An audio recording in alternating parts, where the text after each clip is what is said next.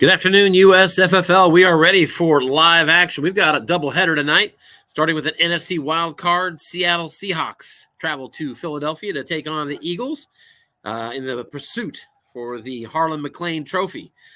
Following that, we're going to have a Coach of the Year final from the AFC. This is going to be the Indianapolis Colts holding the Houston Texans. One other important announcement before we get started. Go Chiefs. USFFL is live right now.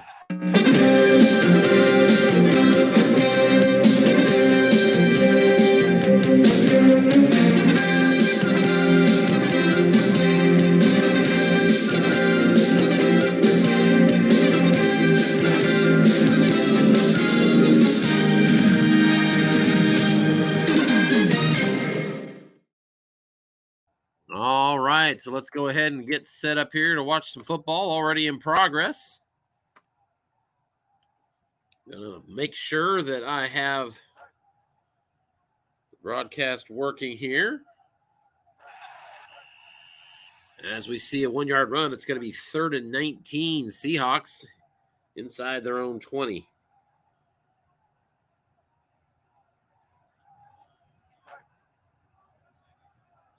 All right. We are definitely looking live on the broadcast, so we should be good to go. Seahawks, they're facing a 3rd and 19 from their own 16. Opening possession of the game. And a deep ball to Tyler Lockett is incomplete. 2 men in zone for the Eagles defense. And Seahawks are going to punt it away here. Nice boot, though. 62-yard punt there for Michael Dixon. 4-yard return is going to get that out to the 26, and the Eagles will begin their first possession right there. These two teams met, I think, in the regular season. I stand corrected. They did not.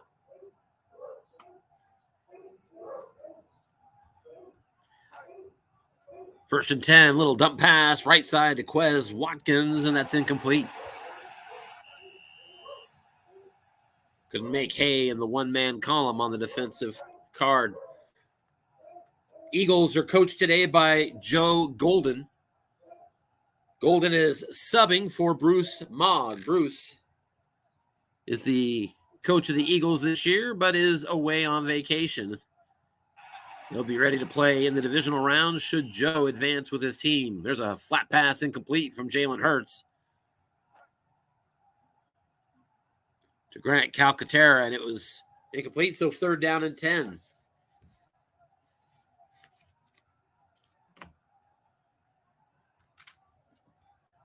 Eagles from their 26.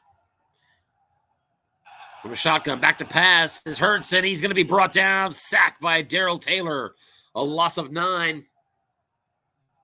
And 4th and 19, so both teams go backwards on their opening drive. Eagles punting. 44-yarder, going to be fielded at the 39, and fair caught there by DJ Dallas. Good field position for the Seahawks. Which the Eagles are coached by Joe Golden, who's subbing in today. Seahawks are coached by none other than Dennis Crowley, 4-time USFFL champion. And on 1st and 10, Crowley draws up a draw. Kenneth Walker, and he is brought down after no gain.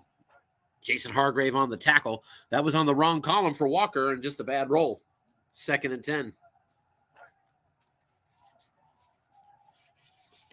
Eagles defense rated good against the pass, rated average to good against the run. The carded NFC champion from real life. And on 2nd and 10, Eagles safety up close showing blitz, but it's another draw. This one's to Kenneth Walker off tackle.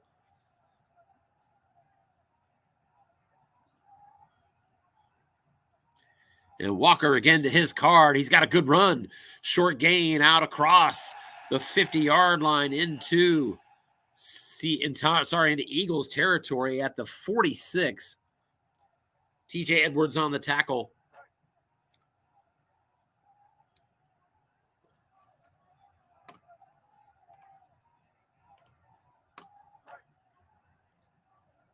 Defense looking to run. Here comes a deep ball to DK Metcalf. Empty zone, and it is incomplete nonetheless.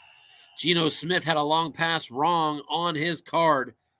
Couldn't get the roll. 2nd down and 10. And Geno Smith has come out 0 for 3.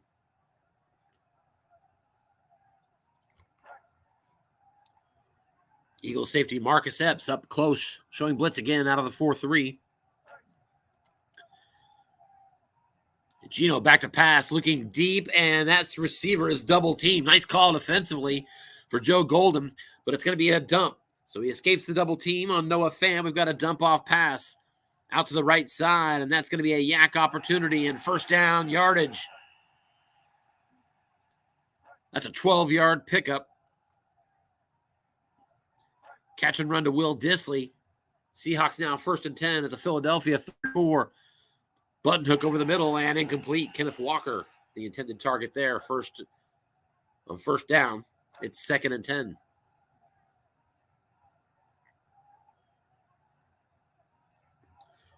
A little delay on the start time on this game, but these two coaches, they play at tempo, so this game's going to fly by. Here's a 2nd and 10 pitch out. Kenneth Walker into a pass defense, but it goes to the defensive card on a nice run. Out of the 2 tight end set, they were able to spring the onside end block for +9. And that makes it 3rd and 1 at the Philly 25. From right here, field goal range would be a 2 through 7, 11 and 12. With a little variable bump, he could get that up to a 2 through 10. On 3rd and 1, 4-3 showing blitz defensively are the Eagles. Seahawks in their 2 tight end set. DJ Dallas, the tailback. The key is on Dallas, but it's going to be a quick slant over the middle. Linebacker in zone, and that's going to be caught and 1st down yardage. Geno Smith with his 2nd completion to Will Dissly. And the Seahawks on their opening possession in the red zone now. 1st and 10 at the Philadelphia 20.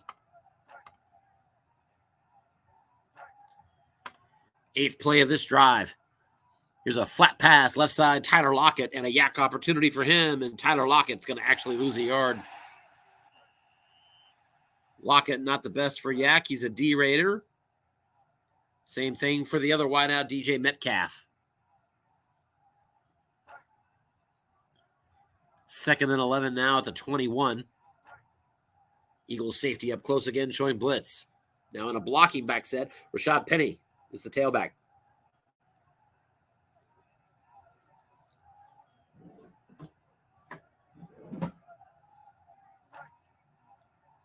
Geno Smith back to pass. He's looking short, going to Dissly, and that's going to be caught. Will Dissly's got himself a 1st down inside the 10, tackled at the 8-yard line by James Bradbury. Pickup of 13 on the play, and it is 1st and goal for the Seahawks. They'll bring out the full house set.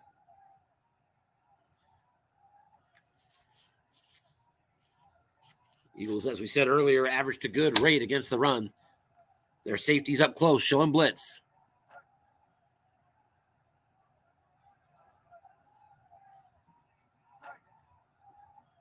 Defense looks past. It's a run, off tackle, and a nice run. 5-yard pickup. Gets it down close, 2nd and goal to 3. Right back to the full house formation.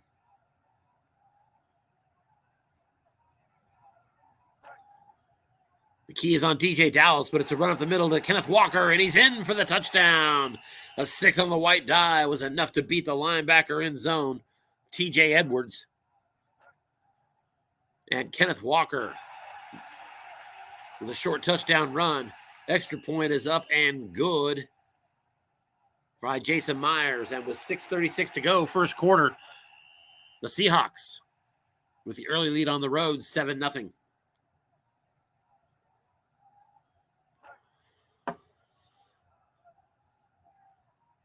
Two tight end set here for the Eagles after a touchback at the 25. Jalen Hurts in the pistol. Safety up close, showing blitz as well for Seattle. Both of these coaches I believe, have a heavy trigger on that safety blitz. So we'll be keeping an eye on that today.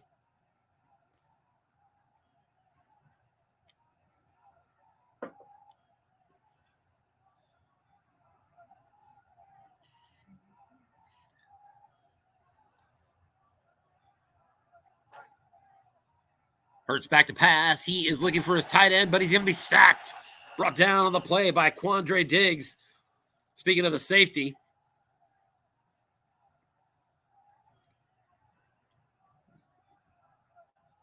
Safety blitz gets home. And the Eagles already behind the sticks, 2nd and 15.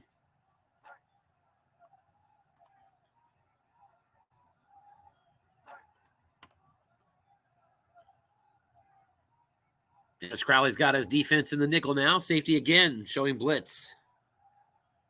Quandre Diggs. Here's a pitch out. Miles Sanders going to try to get around the edge, and he's good for 6. On his card, on the wrong column, and that'll get us to a much more manageable 3rd and 9. Spread formation, 4 wide receivers. Dallas Goedert as well in the backfield beside Hurts. He's back to pass, looking short, and he's going to be brought down again. Another sack by the Seahawks. Poona Ford with a 3-yard loss. It's 4th and 12. And the Eagles are going to have to punt.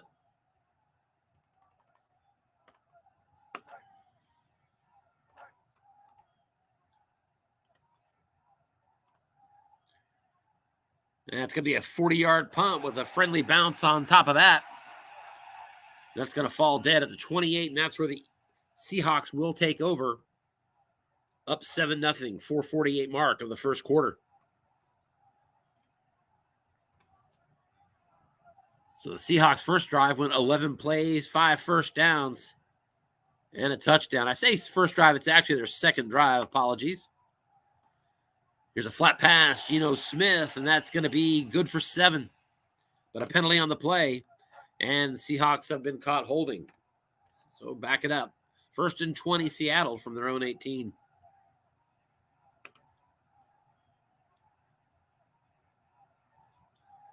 Already 2 sacks on the day for Seattle.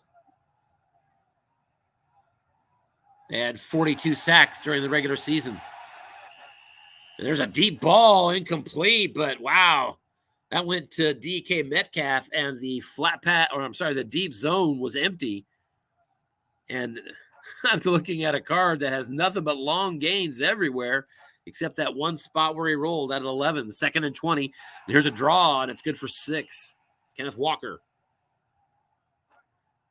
picks up some yardage. It's 3rd and 14 now for the Seahawks.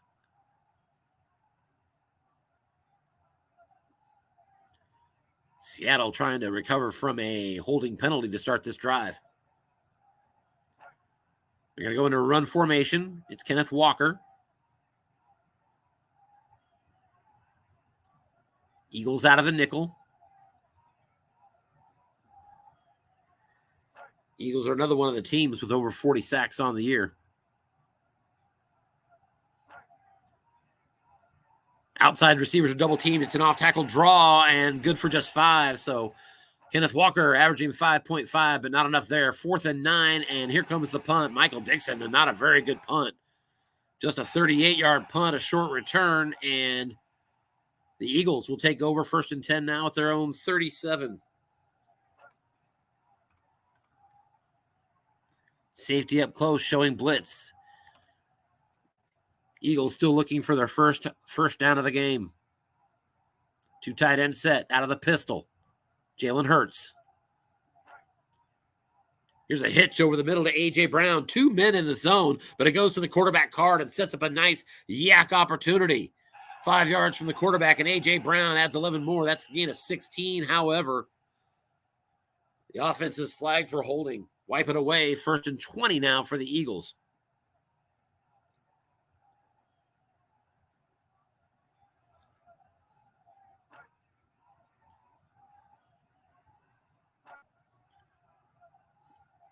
And on 1st and 20, Seahawks are going to show blitz out of the nickel.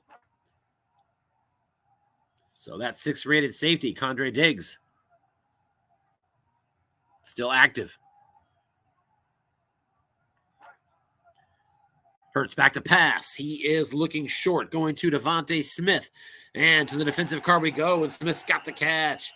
Good for 10 yards. So they get the holding penalty yardage back. And the Eagles are 2nd and 10 now. Jalen Hurts, his first completion of the game.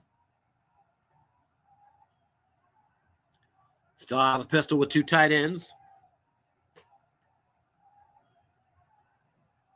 Hawks safety up close. Little flat pass, right side to A.J. Brown. And A.J. Brown's going to get a 1-yard loss on that play. A.J. Brown had a flat pass right on his receiver card. Got some decent opportunities, but a bad roll, and it's 3rd and 11 for Philly. And Joe Golden brings out the full spread formation here, along with Dallas Goedert in the backfield. Out of the pistol, Jalen Hurts. Again, the safety shows blitz on 3rd and 11. Hurts back to pass. He looks short. He's going to A.J. Brown. He's got the catch, and he's got a first down. 13-yard pickup to A.J. Brown, his second catch of the game. The Eagles out near midfield now, 1st and 10 at their own 49.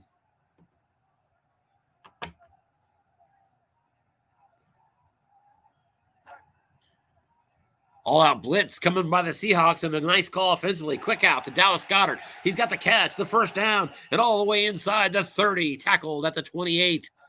Tariq Woolen brings him down, but not until Goedert gets 23. And it's 1st and 10 now.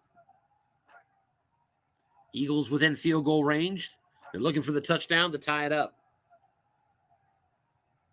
Still a 2 tight end set. Safety up close, showing blitz. He's been coming up close pretty much the whole drive. Off tackle run. Left side going to Miles Sanders, and Miles is gone and getting nothing. And that safety that was blitzing was in there on the tackle, Quandre Diggs. 2nd and 10 as we reach the end of the first quarter here in Philly. NFC Wildcard action. Seahawks on the road are up 7-0. Blocking back set, Miles Sanders. Behind the quarterback. Hawks out of a 3-4. Jalen Hurts back to pass. Looking short. He's going to scramble with it. Around the left side. He's got good yardage. First down yardage, as a matter of fact. 12-yard pickup on the must run. Eagles now into the red zone. It's 1st and 10 at the 16.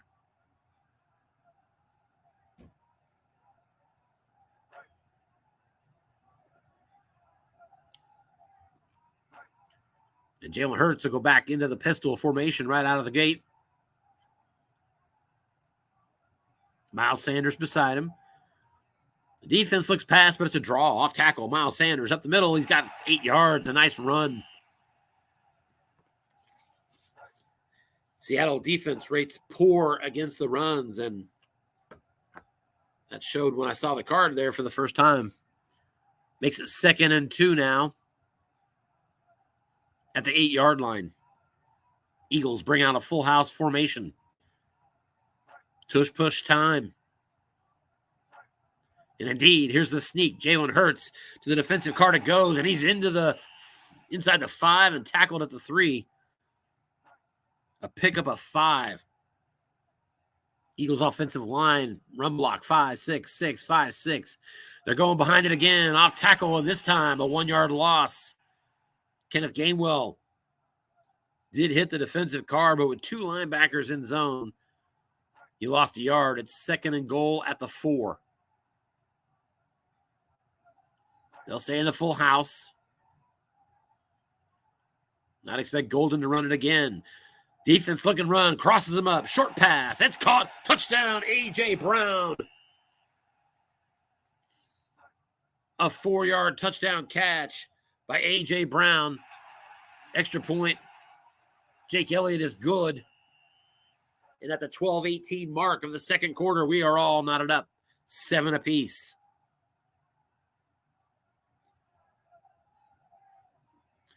So we kick off is a touchback, and the Seahawks will take over.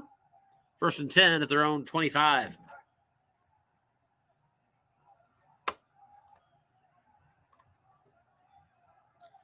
That drive for the Eagles, 6 first downs, 11 plays, 73 yards. And ultimately, the touchdown pass hurts to A.J. Brown. Seahawks first down. Quick slant over the middle. It's incomplete. Pass intended for Will Dissly. He's been busy so far. 3 catches on the day. 3 of the 4 completions so far for Geno Smith.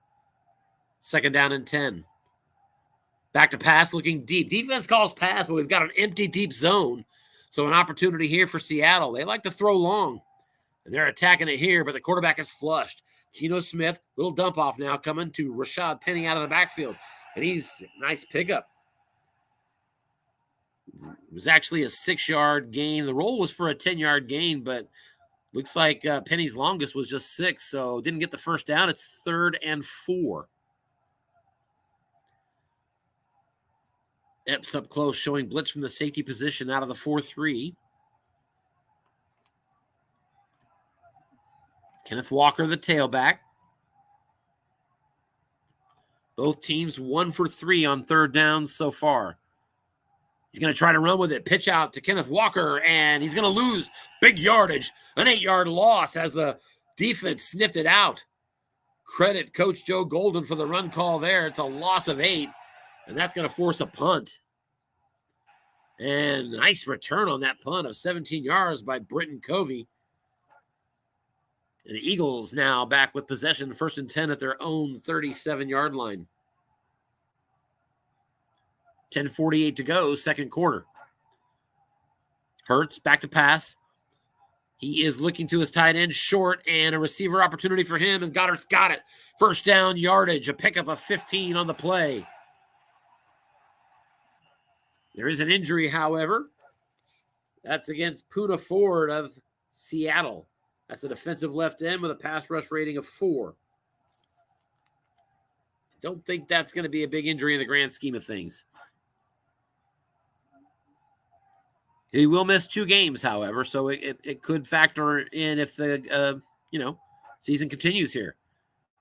Now from the 48-yard line, back to pass, looking short, going to Devontae Smith. It's incomplete. There is a penalty, and it's defensive pass interference. So mark off more yardage as the Eagles are now across midfield, 1st and 10 at the Seattle 37. 2 tight ends set. Out of the pistol, it's an off-tackle run. Miles Sanders, and he's brought down quickly. Al Woods on the tackle, 2nd and 9. Sanders got his wrong column, but couldn't get the roll. He'll stay in here. 3 wide receiver, 2 running back set. And again, every play, safety up close, showing blitz here. Quandre Diggs.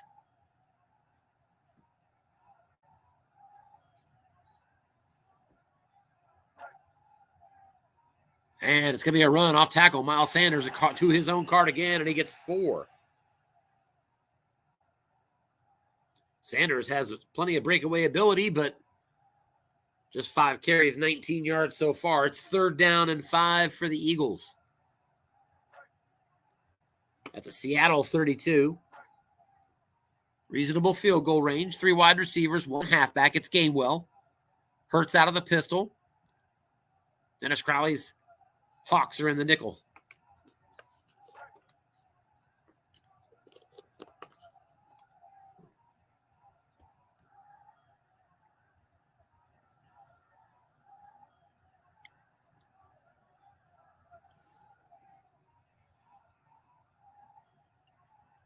Big 3rd down play here in field goal range.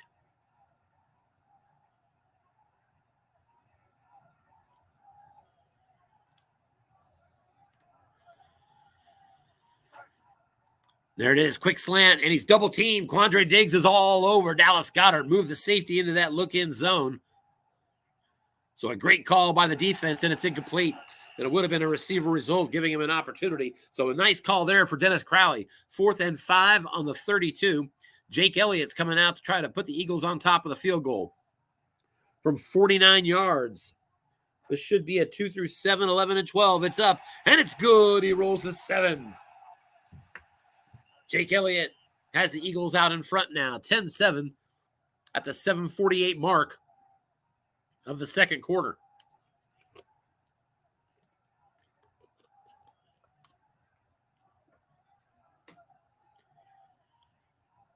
And after a touchback, Hawks begin 1st and 10. I said touchback. It's not. It didn't show me the kick return. It's actually on the 24-yard line. So that's where the Seahawks will begin their possession. Here's a first down pitch out around the edge going to Rashad Penny. He goes to his own card, and it's good for just 3. Brought down by Brandon Graham. 2nd and 7. Seattle looking to stay ahead of the sticks. You don't want to stare at the Eagles' blitz in long yardage. They have not 1, not 2, not 3, but 4 star-rated blitzers. 2nd and 7. Here's a draw, and that's going to be a dead ball penalty. Back them up 5 yards, and just when I said you don't want to get behind the sticks against these Eagles, offensive penalty has them now in a 2nd and 12 at their own 22. Penny stays in at tailback here. Back to pass. Looking deep, Geno Smith going to Tyler Lockett. He is double-teamed, and that is incomplete. Nice call there by Joe Golden, double-teaming the correct receiver. Would have been a must-run otherwise. It's 3rd down and 12. Geno Smith just 5 for 12, 35 yards in this game. Travis Homer now the tailback. Smith out of the shotgun, back to pass. Looking deep, he is going to Marquise Goodwin, and it looks to me like we've got an empty zone too. And that's going to be flushed, though, and forced to dump it off. This one's going to Tyler Lockett, not the best yak, but on the defensive card, he's going to get 9 yards out of that 0-man column. Not enough for the first down, though. There was yardage left to get. 4th and 3 now from their own 31, and Seattle goes for it, as only Dennis Crowley will. It's not necessarily true, but this is bold. 4th and 3 from your own 31 at the 6:36 mark of the second quarter. You're trailing 10-7. Everybody's going to play it differently. I don't have those kind of balls. But the Hawks are going for it. DJ Dallas, the tailback, in a blocking back set. Metcalf and Lockett split out wide. Safety up close, showing blitz for the Eagles. That's Marcus Epps. They're out of the 4-3.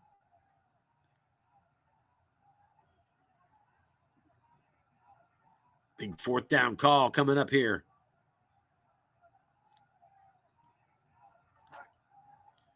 Defense calls runner, and it is up the middle. DJ Dallas, nothing doing. Lost a yard. And the Eagles will take a turnover on downs and get possession. 1st and 10 at the Seattle 30. Wow, big turn of events.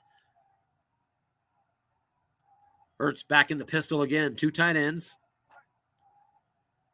Defense looking pass. It's a draw. Miles Sanders, and it's good for just 1 yard. Jordan Brooks makes a quick tackle. Miles Sanders fails to find any of the good spots on his card. 2nd and 9. 3 wide receivers, 1 halfback now. Hawks dropped back in the nickel.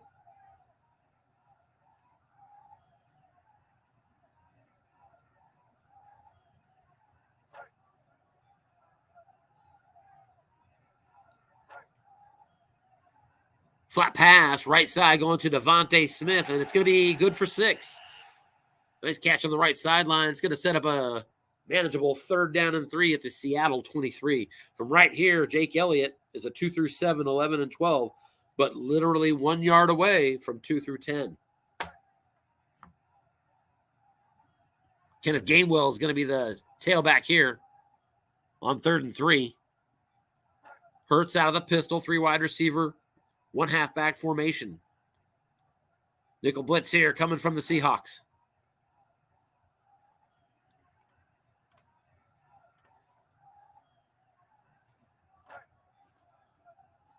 And the key is on the running back. Guess and run, but it's a square out pass. Right side, linebacker in zone. This one to A.J. Brown, and no good, incomplete.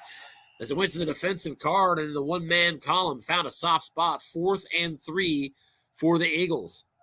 So after getting the turnover on downs on 4th and 3, they're now putting the Eagles to a 4th and 3 decision.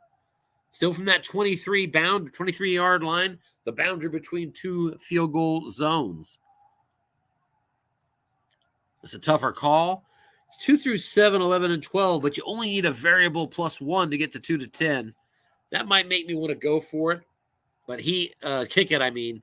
But he's going to go for it. 4th and 3, Eagles out on the field. 3 wide receivers, 1 halfback. Hurts again out of the pistol. It's Gamewell beside him. The defense is set up as a nickel set, and the safety up close showing blitz again. Just over 5 minutes remaining here before halftime. 4th down play, screen, going out to Kenneth Gainwell, linebacker in zone to the defensive card. Receiver opportunity, Gainwell's got it, and he's got 4 yards and a 1st down conversion. At the 19-yard line, Eagles now into the red zone. Clutch 4th down catch, Kenneth Gainwell +4 on his flat pass right.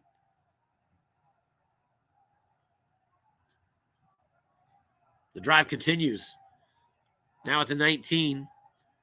Defense keys on the running back Sanders, but it's going to be a square out pass. A.J. Brown, he's got it. And a nice catch for a 1st down inside the 10.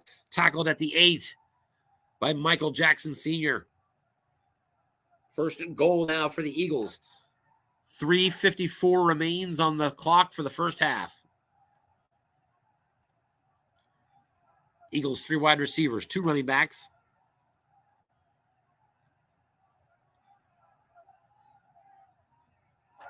3-4 blitz from the defense. Back to pass. Hurts looking short, and he's going to be caught and a touchdown. A.J. Brown's got his 2nd score of the game. 8-yard touchdown pass. Hurts to Brown. Extra point is up, and it's good. And at the 3:36 mark of the second quarter, the Eagles have extended to a 10-point lead, 17-7, capitalizing on that gutsy 4th and 3 that the Seahawks tried at their own 31. Seahawks now from their own 25, and it's going to be a 1-yard loss on a off tackle to Rashad Penny. I think he called draw into a run defense as it went to the keyed column. 2nd and 11. 3 wide receivers, 2 running backs. Penny's in the deep set. Nickel here from the defense.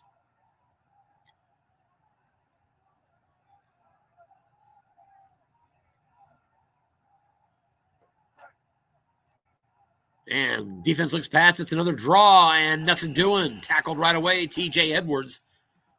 Rashad Penny got his wrong column, and there's plenty of places to break off a long one there, but not when you roll a 5. It's 3rd down and 11 Seahawks. 2:24 remains.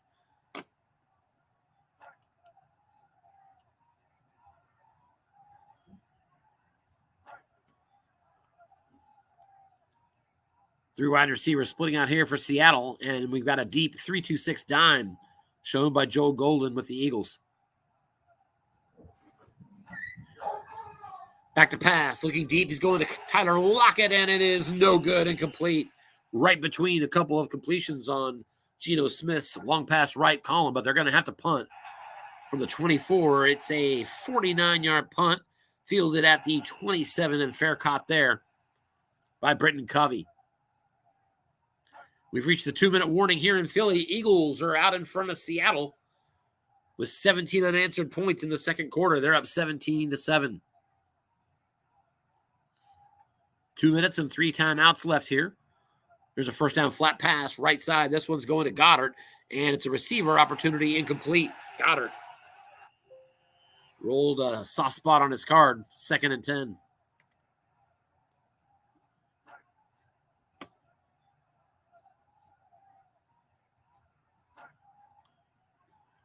Hurts back to pass again. He is looking deep. Safety is double teaming the receiver, but he's flushed. So he's going to force it to a flat pass anyway. This one goes to A.J. Brown, and that's going to be caught, but just a 3-yard gain. 3rd down and 7 now for the Eagles at their own 30.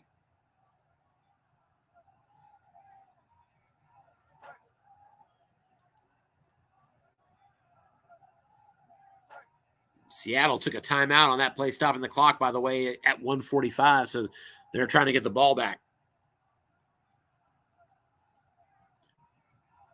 Hawks in a nickel showing blitz. 3 wide receiver, 1 halfback set. It's Gainwell, as we see oftentimes on 3rd down for the Eagles. Hurts out of the pistol. And he's back to pass. Looking short, and he's going to be forced to scramble. He's running with it around the right side. He's going to try to get that first down, and he is good. Needed 7, got 8. Hurts with his legs. Clock runs down to 1:22 remaining. 1st and 10 Eagles at their own 38. They'll stay in the 3 wide receiver formation here.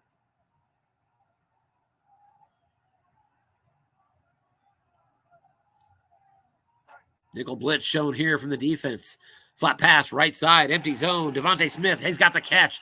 First down yardage, and he's out of bounds into Seattle territory at the 49-yard line.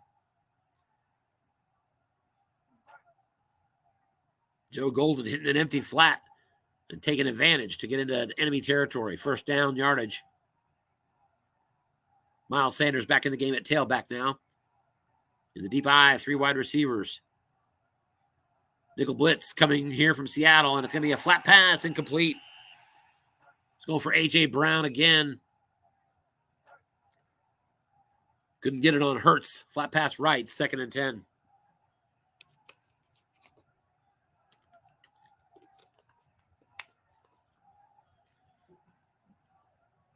Still 1:07 remains before halftime. Hurts back to pass. Looking short, going to Dallas Goedert. It was the wideouts that were doubled, so Goedert is not in one of those, but we have a dump pass. He's flushed. He's forced to dump it off. This one's going to Quez Watkins, and Watkins is incomplete. Watkins missing an opportunity on the 0-man column defensively. Called on receiver, and Quez couldn't put it away. It's 3rd and 10. Now with 60 seconds remaining before halftime, Eagles go to a full spread formation. No running backs in the game. Goedert is beside the quarterback, Hurts. Out of the pistol. Saints in the nickel, and once again, safety up close with a little eye candy.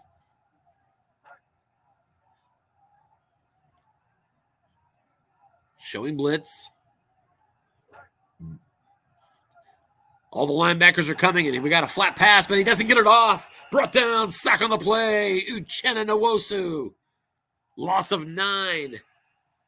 Seattle burns their 2nd timeout to stop the clock at 52 seconds, and the Eagles are punting from their 42. Aaron Cipros with the punt.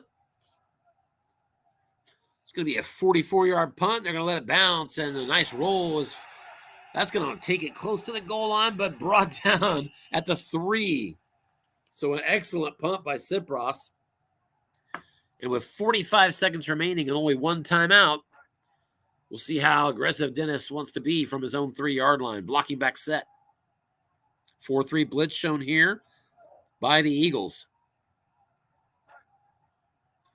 Back to pass and looking long. And we've got an empty long pass zone, but it goes to the quarterback card. Forced to scramble and a nice pickup.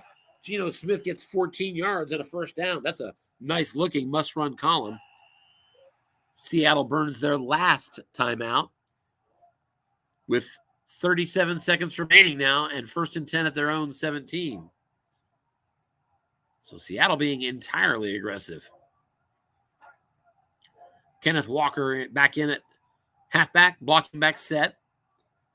Here comes a flat pass, and that's going to be caught. Will Dissly, and he's brought down at the 32. He does not stop the clock. Couldn't get out of bounds. So we'll see if he wants to let it run or if he wants to keep going. They're out to the 29-yard line.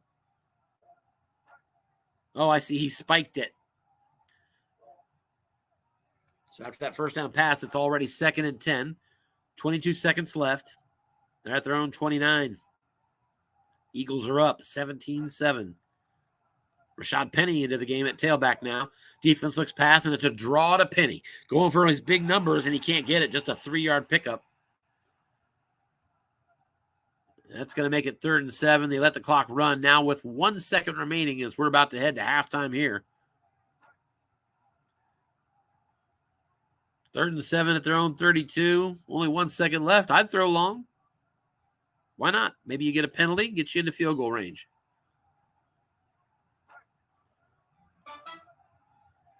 Eagles are in the nickel.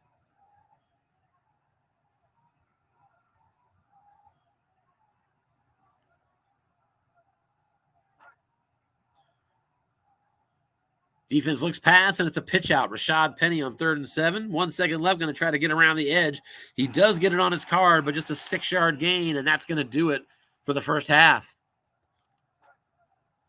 Your halftime score, Eagles, after giving up an early touchdown on the opening drive to Seattle, come back with 17 second quarter points, and they lead at home 17-7. Coaches congratulating each other on a good first half. Seattle was outgained in that half by just 11 yards, 127 to 116. Neither team averaging 4 yards a play, 3.8 for Philly, 3.6 for Seattle. Pretty close stats, really. 4 penalties to 1 for Seattle. These teams have played turnover-free football. And there's a kickoff by Jason Myers, and it's going to be fumbled on the return. That ball is loose, and the Eagles recover their own fumble. Boston Scott fumbled that kickoff, but the Eagles get it back. Almost disaster for the Eagles on the opening kick of the second half. 1st and 10 now from their own 19. 2 tight end set. Hurts now under center. Base 3-4 from Seattle, but the safety up close again. Quandre Diggs tempting him. Trying to get that pressure. Diggs did get home for 1 sack in the first half.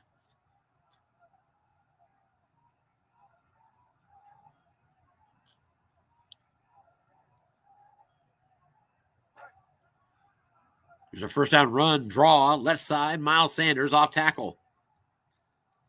And Miles Sanders has good yardage. He's got himself a short gain. That's 17, and I believe, let's see, no, I thought that box might add yardage to it. It did not, but still a 17-yard run for Miles Sanders.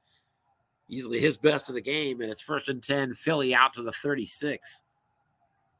Hurts now back into the pistol. Still a 2 tight end set. Off tackle again, left side one more time to Miles Sanders, and this time nothing doing. Tackle on the play by Jordan Brooks. Credit to Dennis Crowley, who called run defense to stop that play. 3 wide receivers now split out for Philly. Defense looks pass, but it's a pitch out. Miles Sanders around the left edge, and he's brought down right away. Bruce Irvin on the tackle. 3rd and 10 after Miles Sanders on his in-run wrong column rolls that dreaded 5.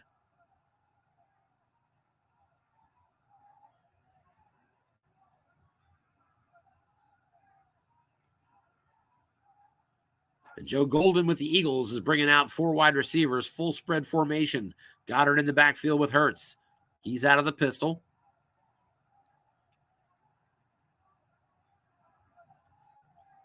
Nickel blitz here from Seattle.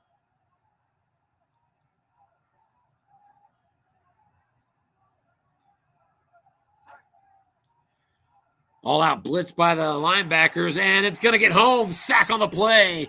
Darrell Taylor with his 2nd sack of this game. Bringing down Jalen Hurts for a loss of 7, and it's a good thing he did if you're Seattle, because they had left that long pass zone open. Hurts didn't get a chance to target it, though. After that pressure, nice punt here from Cypros again inside the 20. And Seattle will take over 1st and 10 at their own 17. Their first drive of the second half. Big play of that first half was a 4th and 3 attempt that the Seahawks tried to do at their own 31 that did not go well. There's a flat pass. Geno Smith could not hit Noah Fant. Or more accurately, Noah Fant couldn't catch it on his flat pass right column at 2nd and 10.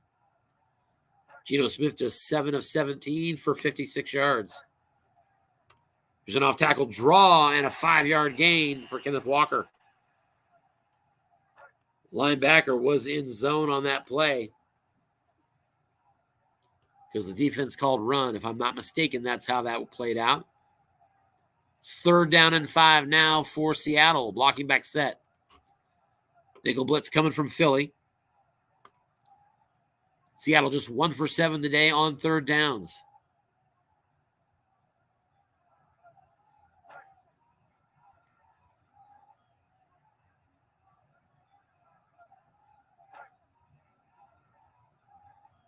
Blocking back set. Geno Smith back to pass on 3rd and 5, looking short. Going to DK Metcalf, but he can't get rid of it. It's a snap fumble. It is on the ground. It is loose, and both teams are scrambling for it, and it's going to be grabbed by the offense. That's good for Seattle. But it's 4th and 3 now at their own 24. And they are going for it again. Wow. 4th and 3 at their own 24.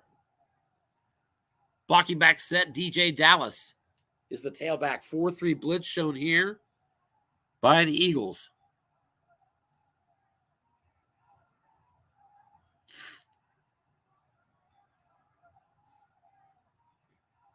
I don't know. There's aggressive and then there's crazy. You're only down by 10. Got the call he wants. Defense looks run. Short pass to Lockett. He's got the catch in the 1st down. Tyler Lockett brought down at the 35-yard line by Chauncey Gardner-Johnson, but not until he moves the sticks. 1st down Seahawks.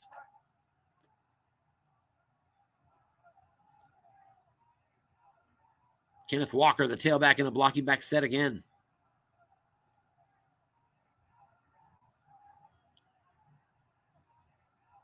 So there's the flip side. Live by the sword and die by the sword. That time he lived by it. 1st down yardage. Off tackle and a gain of 5 for Kenneth Walker. 2nd and 5. Walker, 11 carries, 46 yards in this game.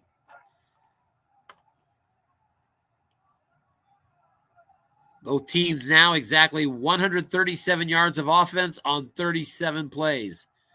Doesn't get much closer than that. But the Eagles up by 10 nonetheless. 2nd and 5, quick out pass, going to the right side. Colby Parkinson, he's got the catch and the 1st down. Out near midfield, tackled again by Chauncey Gardner-Johnson. And Seattle now, a new series from their own 48.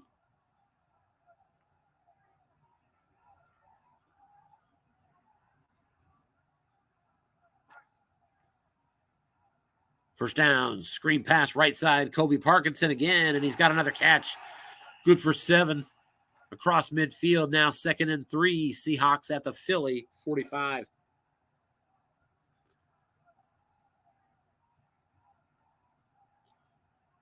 And Marcus Epps may not be as active as the Seattle safety Diggs, but he's showing blitz here again on 2nd and 3, and he's been blitzing most of the game too. Both of these coaches very active with their safeties. There's a screen pass. Tailback Kenneth Walker. There is a man in zone, and it's no good, incomplete. Keeping a man home was the difference. Seahawks now 3rd and 3.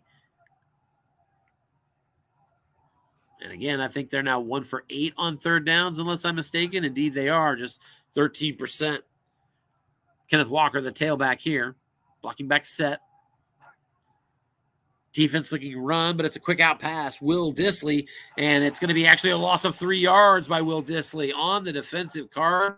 One man there, 4th and 6 for Seattle, and they are going for it. At the Philly 48. Kenneth Walker, the tailback, in a blocking back set. Nickel here from the Eagles.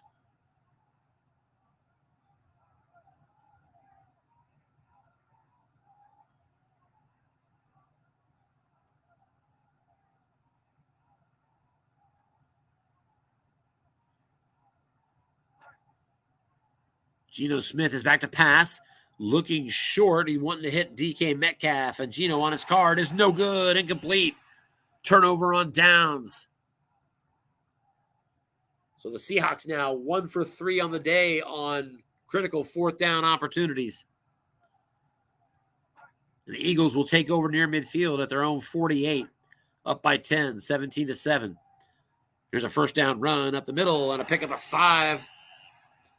And 15 more on a personal foul against Seattle. And that'll take it all the way down to the Seattle 32-yard line.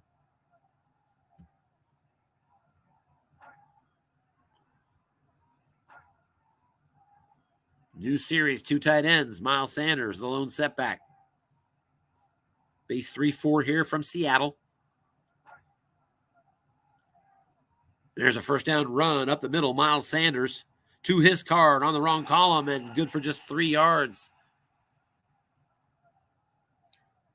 Both teams having a little trouble getting breakaway runs. It's 2nd and 7 at the 29. From right here, Seattle would have a 2 through 7, 11 and 12. We're halfway through the third quarter here in Philly. Eagles up by 10. Defense looks pass. Here's another run off tackle. Miles Sanders. And there's the breakaway right through the secondary inside the 5-yard line. Eventually tackled at the 4 by Seattle's Ryan Neal. Pick up a 25, and it is 1st and goal Philly. Full house formation now at the 4-yard line. Seahawks 3-4 blitz. There's a first down pitch out. Miles Sanders around the edge, and he's going to get close, but brought down at the 1 on the defensive card. Eagles 2nd and goal at the 1. Full house. A lot of big hogs up front. They're keying on the quarterback. Short pass. A.J. Brown's got another one. His 3rd touchdown catch of the day. 7 catches, just 39 yards. But 3 of them for touchdowns as A.J. Brown is in the end zone for the hat trick. Extra point is up and good, 24-7, Philadelphia. And 2 of those touchdowns, a direct result of the follow-up after a turnover on downs. 5:42 to go, third quarter.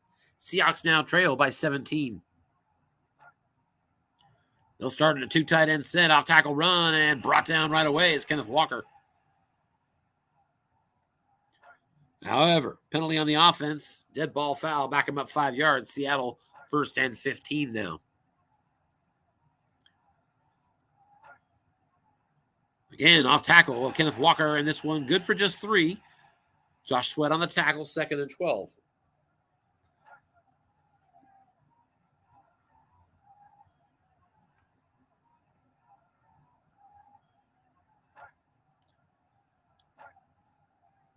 Back to pass and looking deep and an empty zone, but it goes to the quarterback card. It's a scramble, and there goes Geno Smith around the right side. He's got first down yardage, tackled at the 40-yard line after a 17-yard pickup.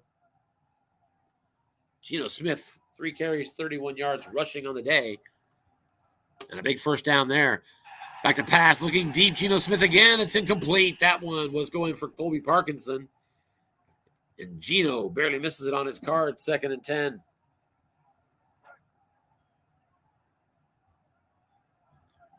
Two tight end set. Kenneth Walker, the tailback.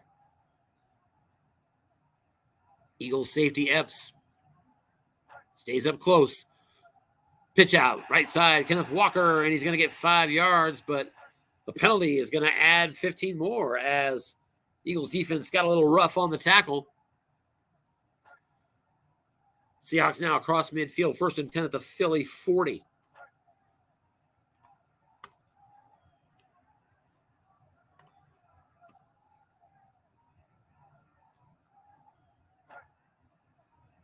First down, pitch out, Kenneth Walker around the edge, and he's going to get 5 yards. Defensive end Brandon Graham could not make the tackle. Looking at the 5 on the white die, so it's 2nd and 5.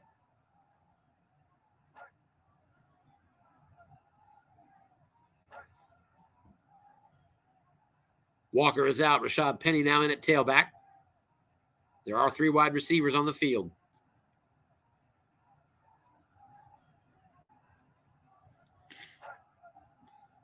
Back to pass, and Geno looking deep. We should have an empty zone again, but he is brought down. Sack on the play. The Eagles finally get through with a big sack.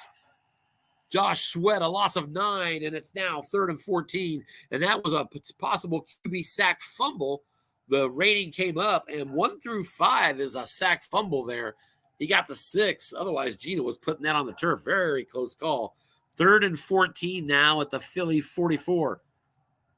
Gino back to pass. Looking deep, and he's going to be brought down again. Back-to-back sacks. This time, Jason Hargrave. A loss of 13, and it is 4th and 27. Seattle has to punt it away. Wow. Nice punt. Inside the 10, fielded at the 7-yard line by Britton Covey, and fair catch. And so with 1:48 remaining third quarter, Eagles starting to look strong in this one at home, up 24-7 on Seattle. They're going to open this drive at their own 2-yard line, as a matter of fact, in a full house formation. Seahawks base 3-4, and for the first time in a long time, maybe the whole game, that safety staying back in coverage.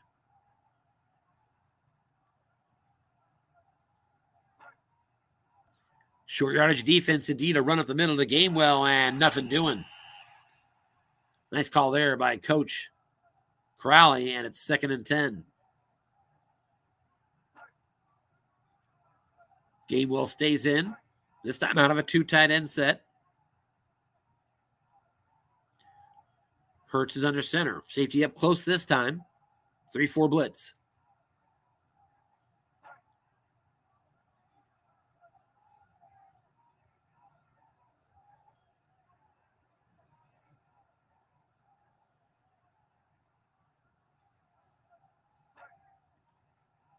And here comes a sneak to the quarterback, and Jalen Hurts plows forward for 4 yards. Got that on his wrong column, as Gainwell got the key there. 3rd down and 6. Philly from their own 6 as we reach the end of the third quarter. And just as I say that, they put more time back on the clock, as only the Strat bizarre tech can do to you. So Eagles, 3rd and 6 from their 6. A real opportunity here for Seattle to force them to punt from deep in their territory. Get a good start heading into the fourth quarter. Crowley shows blitz out of the nickel, 3-3-5.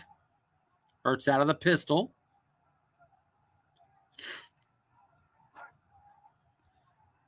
Here's an off tackle left side to Miles Sanders, and he's going to get 5 yards. Not quite enough. It's going to make it 4th and 1 from their own 11. And Philly's going to punt it away. Aaron Cipros, 45-yard punt fielded. And fair catch, actually, by DJ Dallas. Seattle takes over at their own 44. We have reached the end of the third quarter. We're into the fourth quarter now. Eagles at home, winning this NFC Wildcard contest 24-7. So Seattle needs a big fourth quarter. They've been shut out since the opening drive of the game. First down, button hook pass over the middle, caught by the tailback, and good for 5. Kenneth Walker, his first catch of the day. 2nd and 5, Seattle. Eagles stepping up to a 4-2-5 defensive posture. Safety up close. There's a flat pass, right side, and it's going to be incomplete. There was no linebacker in the zone. That was the one that was vacated, but Kenneth Walker on receiver couldn't make the catch, and it's now 3rd and 5 for Seattle. And I'll spoil the suspense. If they don't get a first down, they'll be going for it. 3rd and 5, quick out pass going to Colby Parkinson. Yak opportunity for him, and Parkinson not doing much. Just a gain of 1, and it's 4th and 4. So Seattle, who's 1 for 3 on 4th downs today, is going again. 4th and 4, right at the 50-yard line. 13:30 mark of the fourth quarter. Blocking back set, it's Kenneth Walker as your tailback. Eagles showing blitz out of the 4-3. Geno Smith, 13 of 27 for just 85 yards in this game.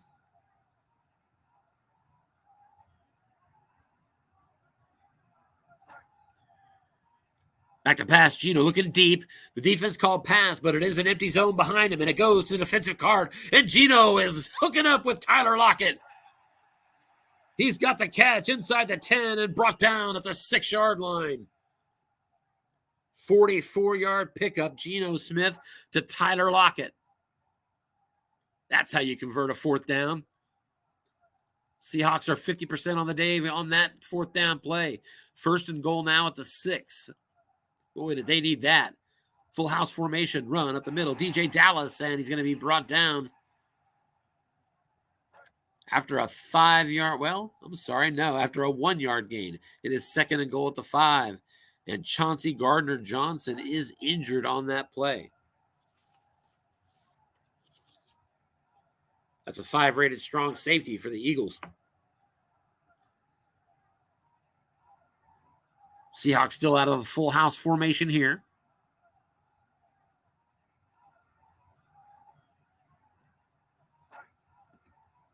Run up the middle, and that's going to go right through to the end zone. Touchdown, Kenneth Walker.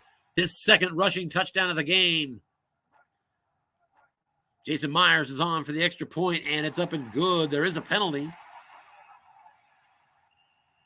Offsides against Seattle, so Joe can make him re-kick if he'd like, or take it on the kickoff. And he'll take it on the kick. And at the 12-minute mark of the 4th quarter, the Seahawks back on the board, now trail by 10, 24-14. Nice return on the ensuing kickoff by Boston Scott out to the 37, and Philadelphia will take over right there.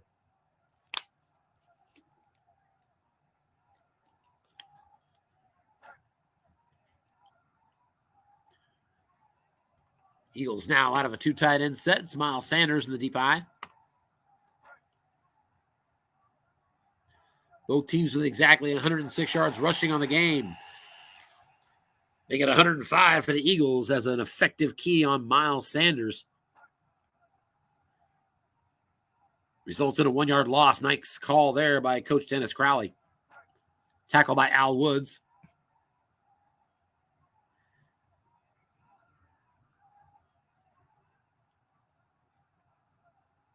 Eagles now on 2nd and 11.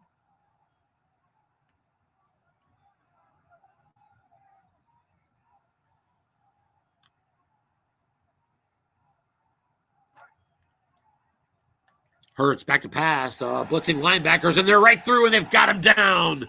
Al Woods on the sack. A loss of 9 on the play, and the Eagles are suddenly 3rd and 20. Back at their 27.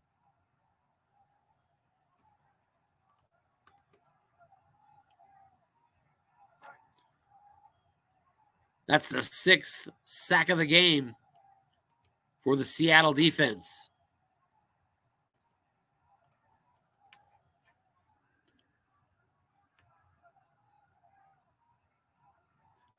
And on 3rd and 20, it's going to be 3 wide receivers, 2 running backs. Here comes a flat pass. It's going to Quez Watkins. There is a linebacker in zone, and that's going to be caught, but just for a modest 6-yard gain. And at the 10-12 mark of the 4th quarter, Eagles are punting it right back to Seattle. Aaron Cipros. 48-yard punt in the air, going to bounce and roll a little bit further. Total net of 55 at that drop dead at the 12-yard line. Now under 10 minutes to go in this game. Seattle trails 24-14. And they have possession. Drive begins at their own 12. Again, Coach Dennis Crowley of the Seahawks, a 3-time champion.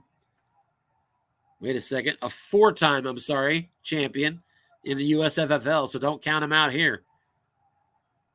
First down off tackle run, Kenneth Walker. And he's into the secondary. Nice pickup for Walker. Gain of 10. First down yardage out to the 22. Walker now 16 carries, 74 yards rushing in the game. And both of the Seattle touchdowns.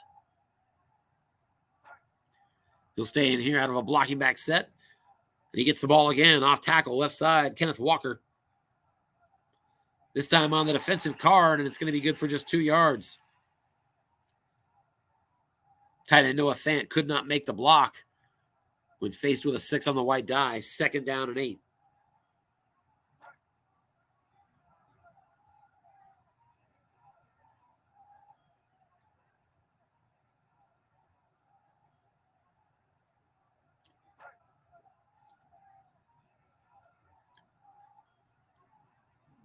Eagles safety up close, showing blitz again. Got to watch out for those crosshairs. Back to pass, looking deep. Going to Tyler Lockett again. Already hit him on the last drive. And this time, that's going to be incomplete and almost intercepted. 3rd down and 8. That was an interception on the defensive card. 2 through 7 or 12. An 8 was rolled. Gino out of the shotgun. 3 wide receivers here on 3rd and 8. Travis Homer is the tailback. Homer's got a 2-rated pass block to help against the very many stars that the Eagles pass rush can bring. Oh, nice call defensively. Deep pass, and it's going to be a sack on the play. Thanks in no part to that, or it's no small part, I should say, to the double team successfully there by the defensive coach. Sack is by Darius Slay, loss of 7. And the Seahawks on 4th and 15 are punting from their 17. 51-yard punt fielded at the 32, and a nice return up near midfield. Britton Covey with a 17-yard punt return. And the Eagles now with possession, 1st and 10 at their own 49. Halfway through the 4th quarter, they're up by 10, 24-14.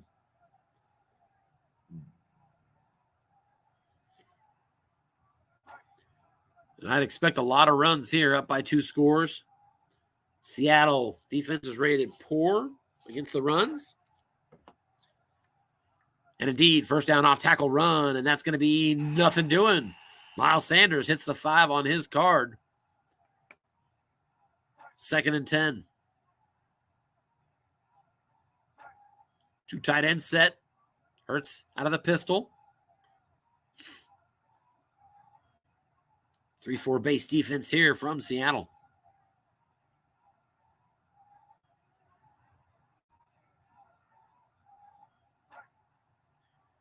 And it's a run off tackle, Miles Sanders, and he goes to the defensive card, and that's good for 8 yards. Nice call by the defense. He did call run, but went to that poor-rated run defense on the defensive side, and it's 3rd and 2. The Seattle 43. Field goal range for Jake Elliott begins at the 39-yard line. So still some work to do. 2 tight end formation.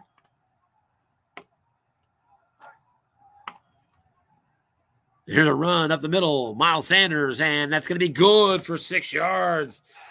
Miles Sanders converts on his card on the right column. Got the double 6s. That's a big 1st down in this game. Gets the Eagles into field goal fringe range at the 37. 1st down run up the middle again, and Miles Sanders has got six more yards. 2nd and 4 at the Seattle 31. Just over 5 minutes remains in this game. Seattle still down by 10.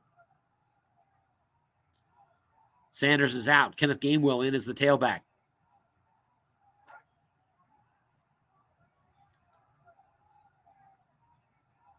Hurts stays in the pistol here. There's an off tackle. Kenneth Gainwell, short yardage defense, and it's going to be a 2-yard run. Just the 3rd carry of the game for Gainwell.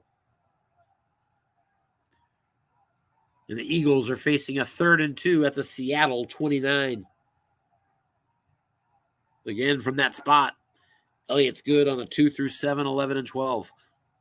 They need 2. Full house set. The bigs are in for Philly. Base 3-4 coming at you, Seattle. Short yardage defense, run up the middle. Miles Sanders on his card. He's right through into the secondary. A short gain on right. Good for 16 yards and a 1st down. Eagles now into the red zone at the Seattle 13.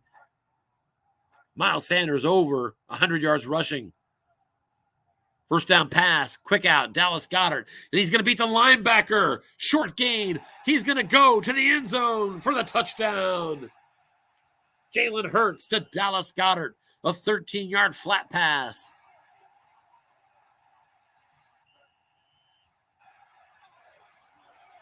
Extra point is good, and it's again a 17-point lead for Philly, 31-14. 4 touchdown passes on the day now for Jalen Hurts. For the first time, that one did not go to A.J. Brown. Seattle takes over their 25. There's a draw for 6. 2nd and 4. Looks like Philly's going to get out of here. Another draw. Kenneth Walker, 6 more and first down.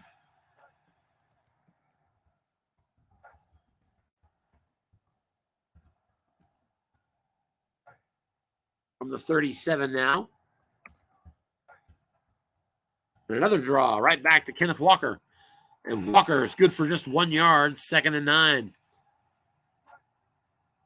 Rolled a 3 on his off tackle wrong. Snake Eyes was the plus 69, and I can imagine that's what Coach was targeting. 2-minute warning now in Philly. They're up by 17.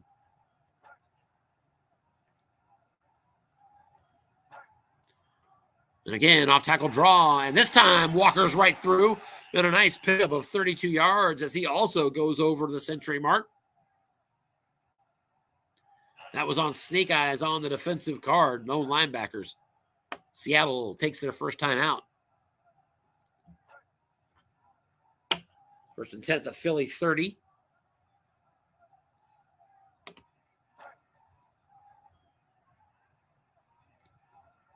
Defense in the nickel. Back to pass, looking deep, going to Noah Fant, incomplete.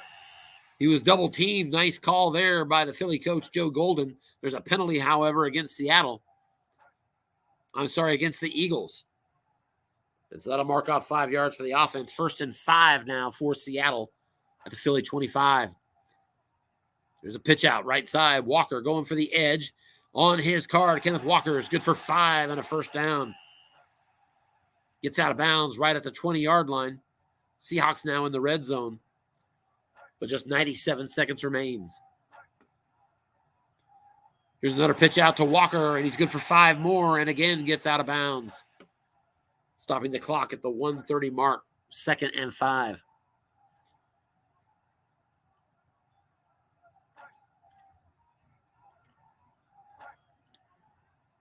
Defense stays in the pass defense, but it's going to be another run. Pitch out. Walker, good for 5 again, and a first down at the 10. 1st and goal, but he does not get out of bounds, and Seattle burns their second timeout. So 1st and goal at the 10. Walker now fatigued after 24 carries and 136 yards. Geno Smith back to pass on 1st down, looking short, but he's going to be forced to dump it off. This one going out to DK Metcalf in the flat. He's got the catch, and he's got space, and he's into the end zone with a touchdown. Geno Smith hits DK Metcalf for just his first reception of the game. Good for a 10-yard touchdown. Extra point is good and makes it 31-21. 10-point differential. And the onside kick is no good, and the Eagles take over.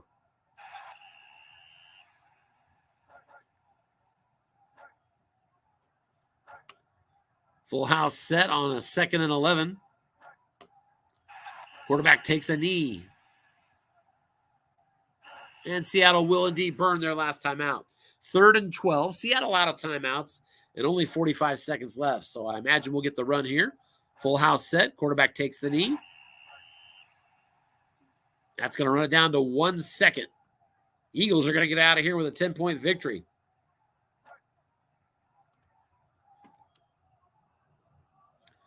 They'll go for it. 4th and 13 at their own 38.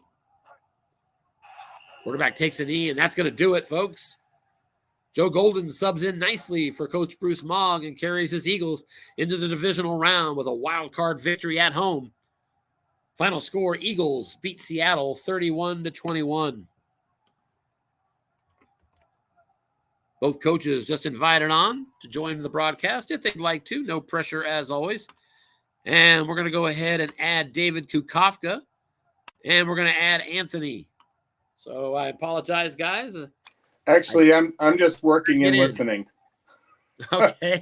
Were you able to hear? I did. It was great. Oh, good. Apologize about not adding it earlier. Just didn't see it. And looks like, looks like there were some messages there I might have missed too. So we'll see if the I'm coaches still join us. working, Looks like so we've I'll got just listen. Dennis.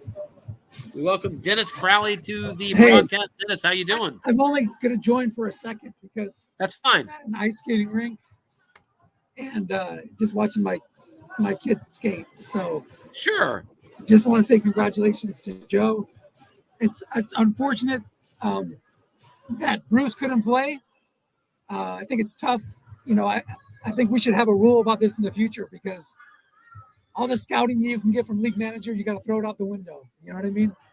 So Yeah, I do know what you mean. I've had another coach bring that up. It's more complex than it seems on the surface, but I have made a commitment to look at that in the offseason and have some discussions with folks about it, about different ways we might look at that in the future. So we will be looking at that, Dennis. So anyway, congratulations to Joe, and especially the coach shouldn't be picked by the person who can't be there.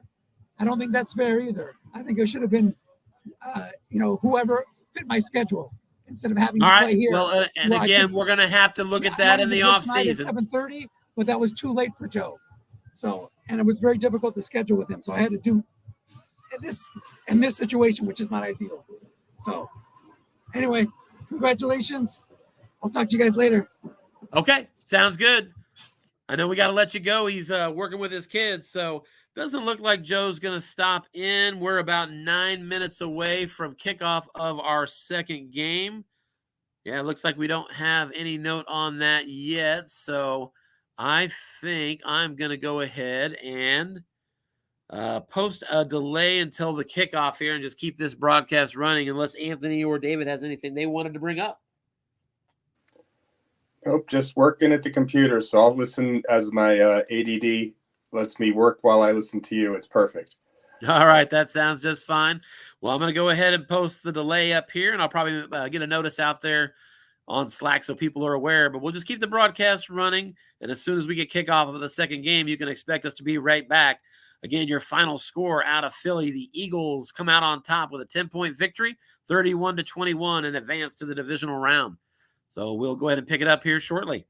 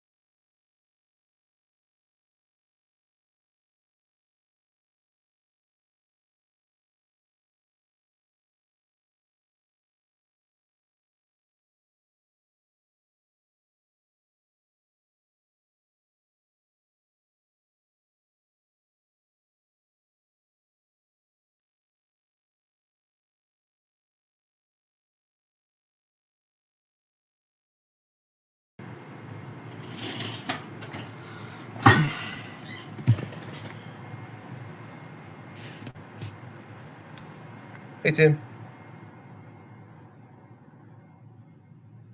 Hey, Tim, you there? I am. I had to take myself off mute. Sorry, I'm on mute. Yeah. Yeah, we're on short delay. They should be kicking off here in a few moments. Who's kicking? This is going to be a AFC final in the Coach of the Year tournament. The Texans, who defeated the Raiders in round 1, head to Indianapolis to take on John Freeze and his Colts. Rudy Gobin. Cool.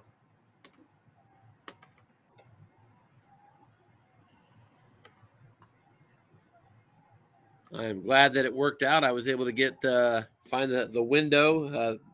Dennis and Joe were very helpful moving the game a little later in the day. I'm moving out of my old house and kind of had deadlines today with the junk boys that showed up. So glad that we're able to get both games in tonight. Got another one coming tomorrow morning, Packers and Lions.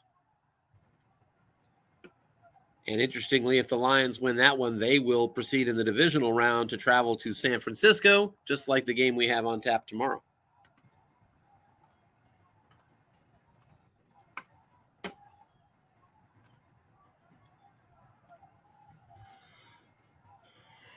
Just waiting on John Freeze here. Shouldn't be too long.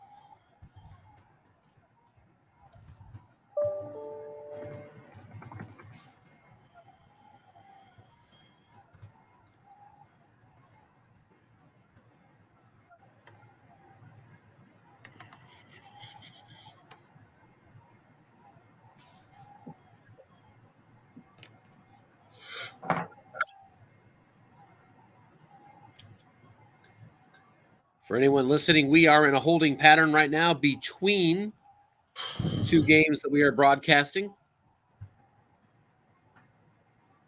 As you can see below the delay sign there on the screen, we're waiting for some Windows updates to complete, and then we'll have kickoff of another game coming up momentarily here.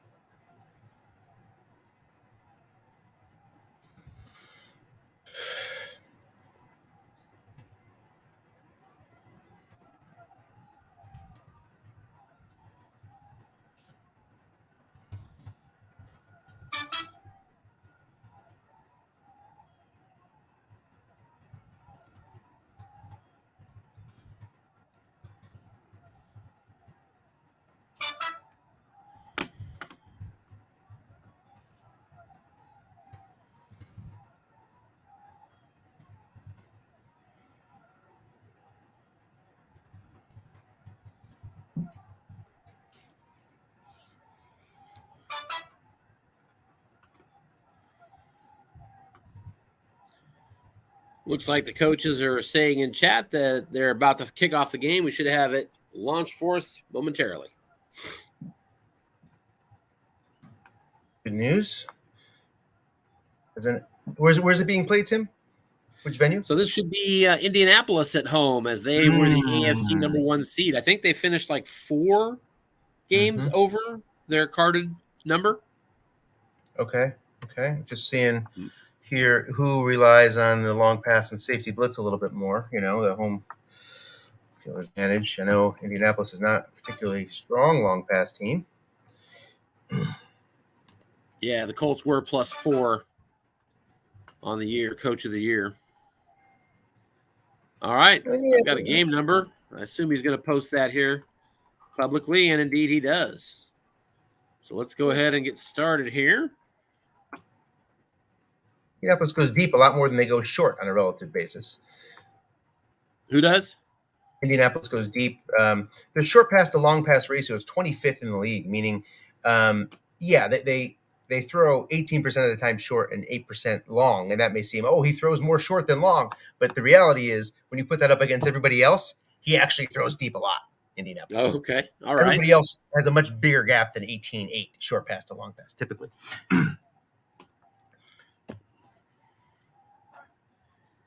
And looks like we're good to go here. Coaches are wishing each other good luck.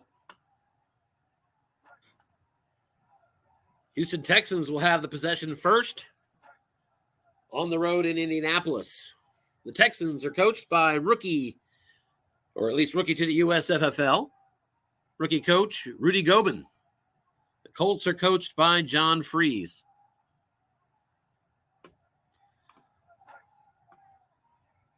And first down play, we've got a pitch out. Damian Pierce going for the edge, and he's going to beat the defensive end with just a 4 on the white die. Good for 5 yards.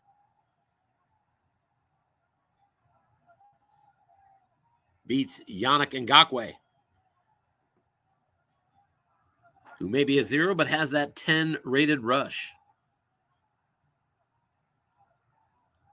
Now 3 wide receivers on the field. Looking pass, and it's an empty zone. Nice call. This one's going to Nico Collins and goes to the defensive card, but a receiver results, and nothing doing. Incomplete. Collins can't bring it in. So 3rd and 5. Davis Mills, the quarterback, and he actually had a pretty good year that year.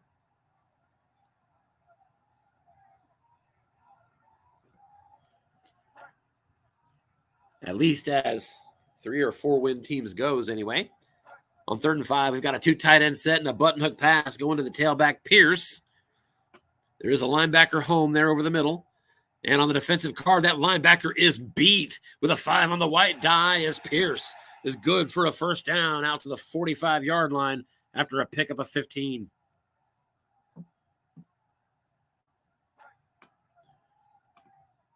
So big 3rd down conversion, and Houston marches on. Pierce carded for 220 carries and had some breakaways last year. From a blocking back set, here's an off-tackle run going to Pierce. Defense was looking past, but it's going to be tackled right away.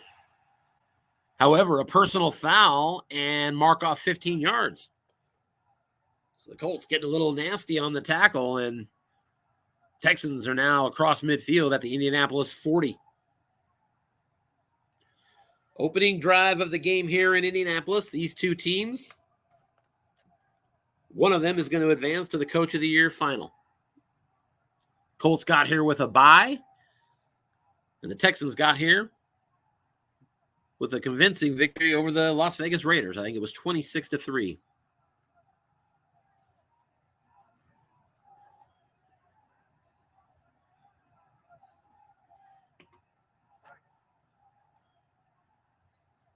New set of downs. The Texans come out in a 2 tight end set.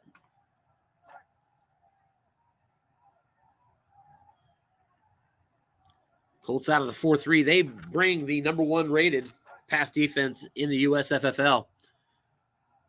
Guessing pass here. Pitch out. Left side. Damian Pierce going to try to get to the corner. And Pierce on the defensive card gets to the corner and more. Short gain yardage. Pick up a 16 inside the 25, brought down at the 24 by Julian Blackman. And so the Texans on the opening possession of the game, making noise, 3 first downs, 5 plays in, and they're just outside the red zone, 1st and 10 at the Indy 24.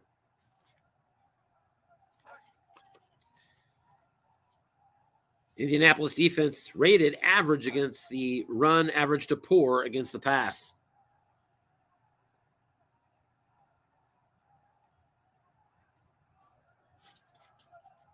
Three wide receivers on the field here now for the Texans.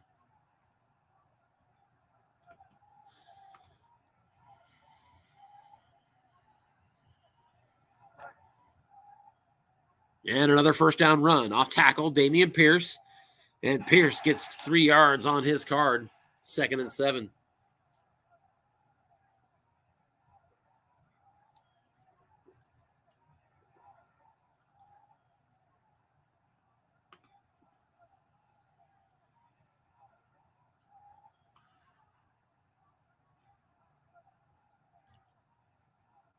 And on 2nd down, they're going to bring a 3rd wide receiver out here.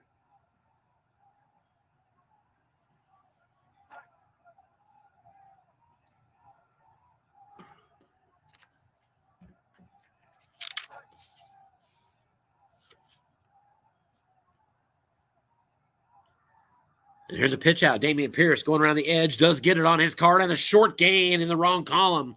First down carry for Pierce inside the 10, and it's going to be 1st and goal at the Indianapolis 9-yard line. Pick up at 12 on the play for Pierce. And he's starring on the opening drive here. 5 carries, 36 yards. More than 7 per clip. Safety up close now for the Colts, showing blitz. Back to pass and brought down right away. Davis Mills sacked by Kwity Paye for a loss of 5, and it's going to be 2nd and goal back at the 14. Houston has 7 rated pass blockers on the tackle positions, but up the middle a little weaker, 4-3-2.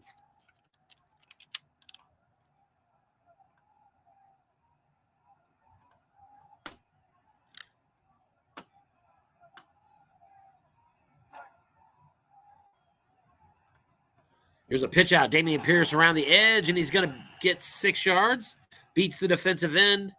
2nd time that he beat Yannick Ngakoue on the white die in the run game. 3rd and goal now at the 8. Mills now out of the shotgun. Still a 2 tight end set, and a 4-2-5 blitz is the answer from Coach Freeze.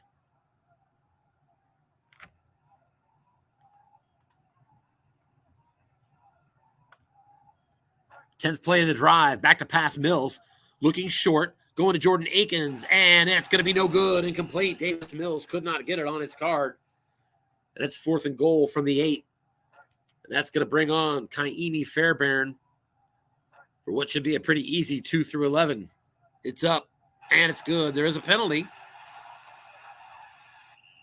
And that's going to be offsides against the defense. So you can take the 3 points, or you can take 4th and goal at the 3. Maybe at the 2, I'd think about it. Texans not blessed with good run blocking, and they wisely declined the penalty. They'll take the field goal.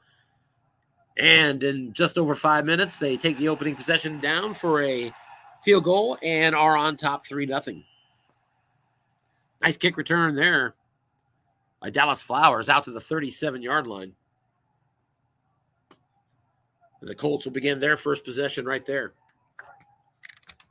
Staring at that Texans defense, they are rated poor against the runs and average to good against the pass.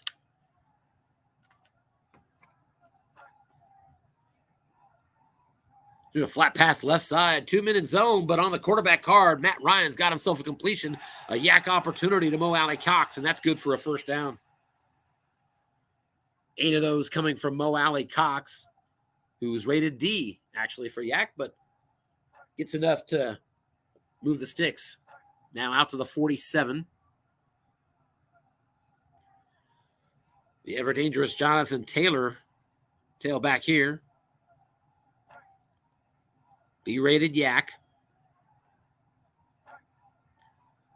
Flat pass right side. This one's going to Jelani Woods, and another yak opportunity set up for Matt Ryan, and that's going to be just a 1-yard pickup, though.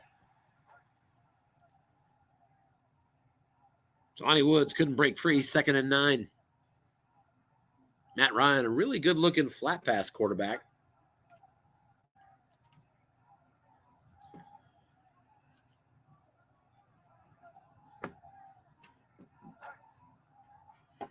Two tight end set here.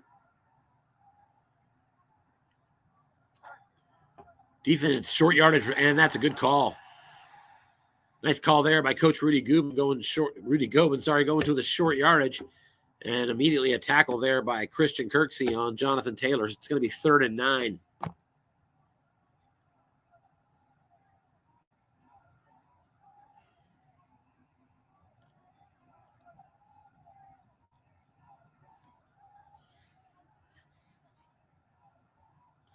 These two teams, division rivals.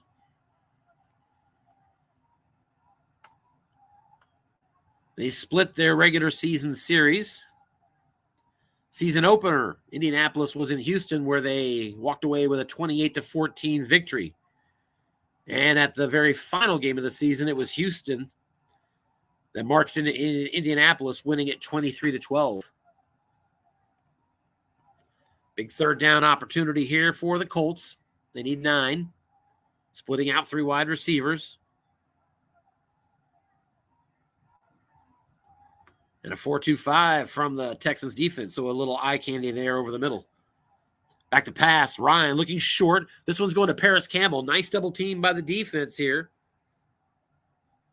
But he's flushed. So we got a different receiver. Going to be a dump off here to Deon Jackson. And let's see what we've got. He's got a catch and a fumble, though. Deon Jackson puts it on the turf. And it's going to be a loss on the play. He's got a chance to return this, but he won't. Falls on it, 4th and 14. So that 3rd down play blew up quickly. And from their own 42, the Colts are going to have to punt.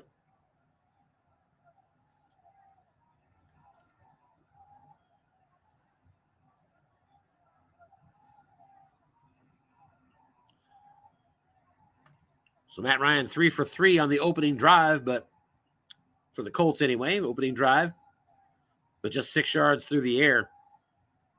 They got 1 first down.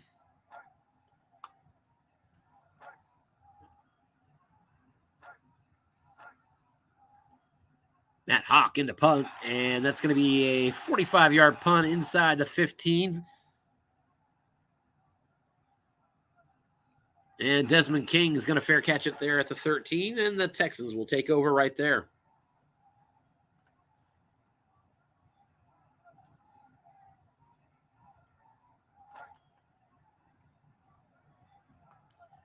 Dameon Pierce averaged 5.5 per carry on 1,400 yards plus rushing in the regular season.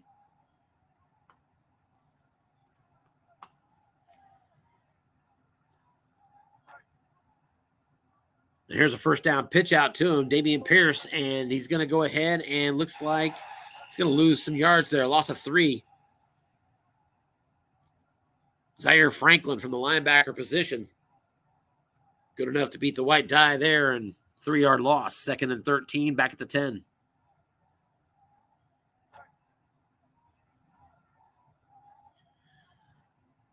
Colts defense so far sticking pretty close to a pass defense. I'm sure that's part of the formula, anyway, of leading the USFFL in pass defense this year. They'll drop back into the nickel here. Here's a button hook pass. Tailback out of the backfield is Pierce. He's got the catch, and he's right over the middle. First down yardage. 16-yard pickup for Dameon Pierce. 6 on the white die. Sent that to the 0-man column, and Texans get the friendly roll. They're out to the 26, 1st and 10.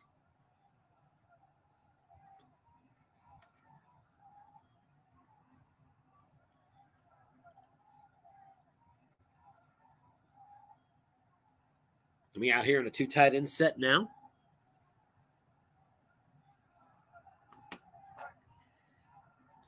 Back to pass and looking deep this time. Tight end O.J. Howard is the target. Let's see if he gets it off. He does indeed, and that's going to be no good, incomplete. And this might be a good time to mention, I noticed it looking at it earlier, yeah, the long pass defense for the Colts is pretty ridiculous. The defensive back in zone readings are at 11 and 12. The center of that card where the higher probabilities are is just not much there. So 2nd and 10 now. 3 wide receivers, 2 running backs. It's Pierce.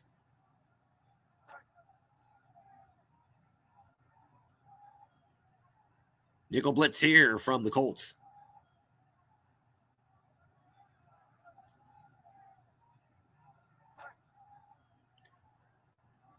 Here's a screen out to the left side of the tailback, and he's got 7 yards. But penalty is going to wipe that away, holding on the Texans. And that's going to mark it back to the 16-yard line, 2nd and 20.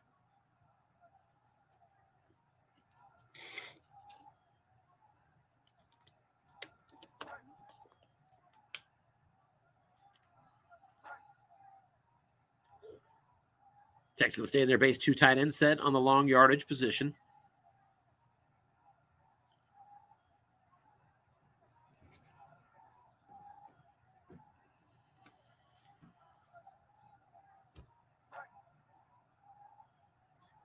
There's a pitch out. Pierce going around the right side, and that's going to be no good. Just a pickup of 3 yards.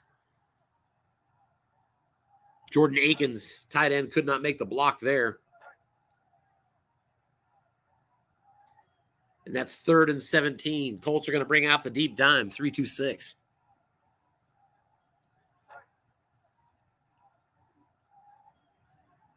$5:24 to go. First quarter. Texans winning on the road, 3-0.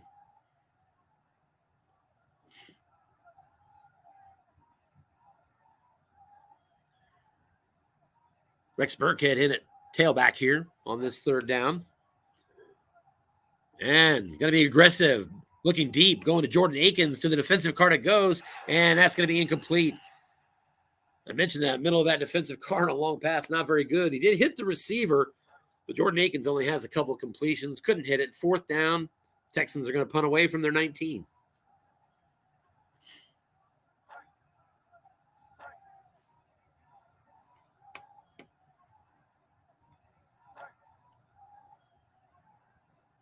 And Cameron Johnston gets away a nice punt.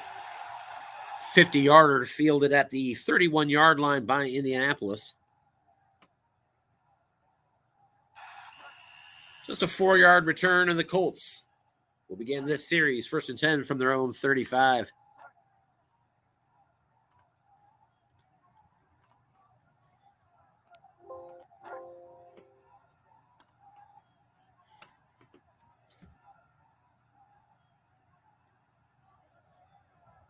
Colts also coming out in a 2 tight end set. Here's a flat pass to the right side, Michael Pittman, and he's got it. Good for 15 yards. That's going to take you right to the midfield stripe. 1st and 10. Colts at the 50-yard line. That made it to Michael Pittman's flat pass wrong column, and Pittman will do work there for you all day long.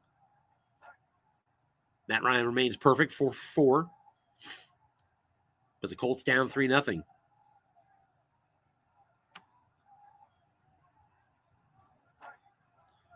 Back to pass, looking short, and Pittman's got another 1st down yardage to the 40. Back-to-back catches for Michael Pittman.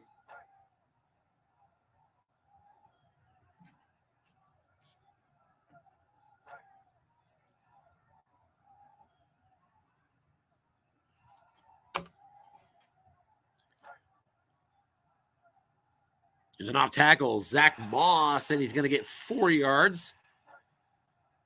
Mo Alley Cox sprung him with a good block, 2nd and 6. And at the 36-yard line now, Chase McLaughlin's range only goes out to the 37, but he's 2 through 8 from that distance. So a good leg.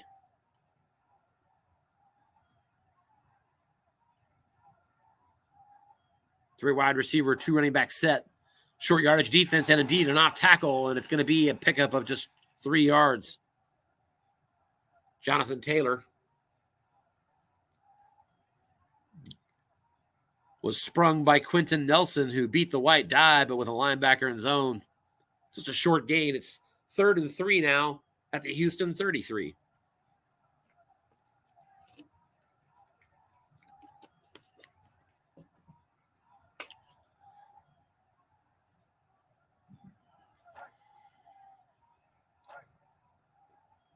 Same formation coming out here offensively. 3 wide receivers, 2 running backs.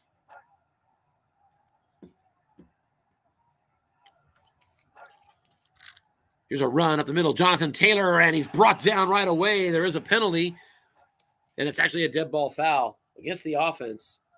3rd and 8 now after a 5-yard mark-off. And interestingly, back to the 38-yard line, which is out of the range technically without variable help for Chase McLaughlin. So an interesting call here for Coach John Freeze as he factors in that kicker range. Makes me wonder if we'll see a flat to somebody with some yak. Jonathan Taylor obviously is the first one that comes to mind. He's a B.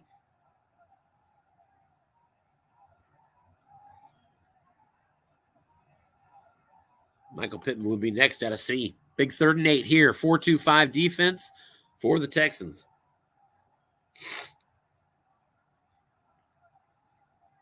So only 2 linebackers makes me think even more he might consider going for a flat pass here rather than for the sure first down. But he's going for the short pass to Alec Pierce. He's got the catch and the first down. Alec Pierce for 15 yards. 6 on the white die is going to beat the defender.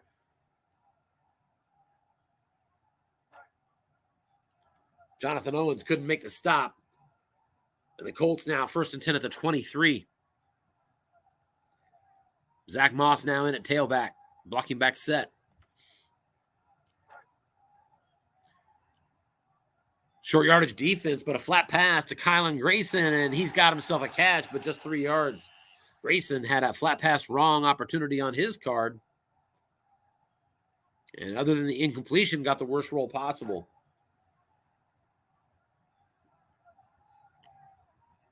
Nevertheless, Ryan still now perfect 7 for 7 on the game. Zach Moss stays in a 2 tight end set this time. Safety up close, showing blitz here for the Texans at the 20. Here's an off-tackle run. Zach Moss, he's into the secondary. Nice run. 1st and goal as the Colts are down to the 6. 14-yard run on that play for Zach Moss.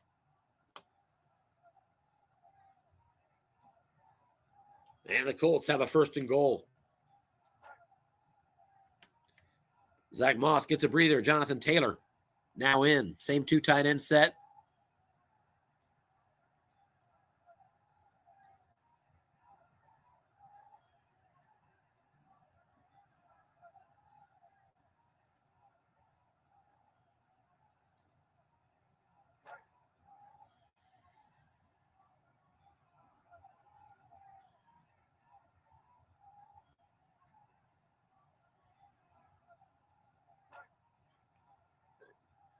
And we've doubled a bunch of receivers, but it's an off tackle. Jonathan Taylor, and he goes right into the end zone. Short gain on his card. And a 6-yard touchdown run for Jonathan Taylor. The Colts have taken the lead 6-3. Chase McLaughlin on for the extra point. He's automatic. And that means it's good. 7-3.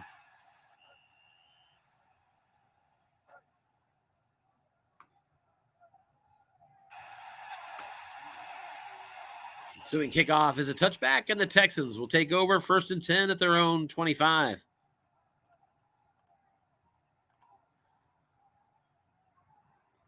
Colts on that drive, 9 plays, 70 yards, 5 first downs. And the leading touchdown, 7-3. There's a first down run off tackle, Damian Pierce, and he's going to get shut down. Nothing doing. Bobby Okereke on the tackle. Credit to the defense. Coach Freeze called run defense at 2nd and 10. And we reach the end of the first quarter here in Indianapolis. AFC Coach of the Year final. Colts on top at home, 7-3. Dameon Pierce, a very busy first quarter, 9 carries, 42 yards. And I believe he had at least one reception, maybe 2.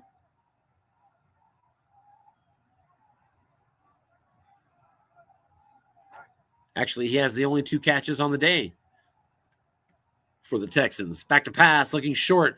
And there's a catch for Nico Collins. Davis Mills hits him over the middle for 14 yards.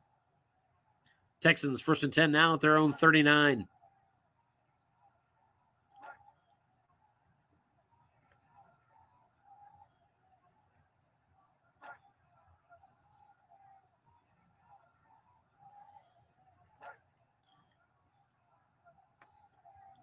And first down, we're going right back to Dameon Pierce. This time it's going to be on a button hook over the middle. Linebacker in zone. And a snap fumble. He doesn't get it off. It's on the ground. At their own 40-yard line area, this ball is picked up by the Colts. They have recovered inside the 40-yard line at the Houston 38. The game's first turnover comes at the 13:48 mark of the second quarter. The Colts have taken over possession. Recovery on the play by DeForest Buckner. First down run up the middle, Jonathan Taylor, and he's got himself a 7-yard gain. Credit to Coach Gobin for correctly keying him, but did not have a linebacker in the zone. I stand corrected. He had a linebacker in the zone. It was still a 7-yard gain. 2nd and 3. Matt Ryan with a little dump-off pass. Colin Grayson and a yak opportunity for him, and that's going to be a nice catch and run. 13 yards and a first down inside the 20. Colts right back into the Texans' red zone. Matt Ryan still perfect, 8 for 8 on the day.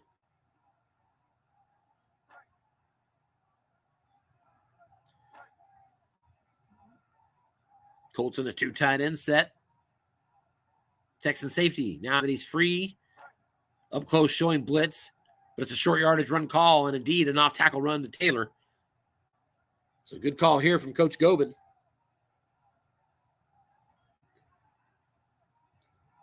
And the Dice deliver a short gain on off-tackle right. Jonathan Taylor right through the middle and all the way to the end zone. Touchdown, Colts. 18 yards on that short gain split roll from the 18-yard line. And the Colts have opened up a 2-score lead, now 13-3. Extra point pending.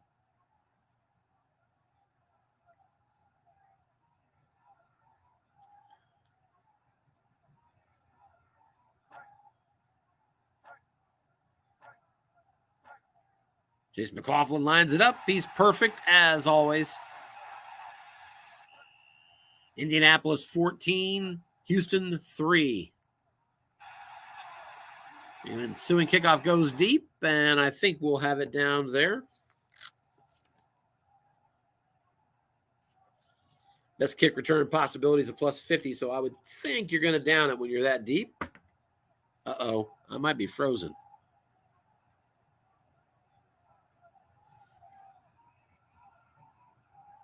All right, folks, it looks like I'm going to have to reset the game, so bear with me a second here. Oftentimes, that's just me, so we'll first start and hope that that's all it is.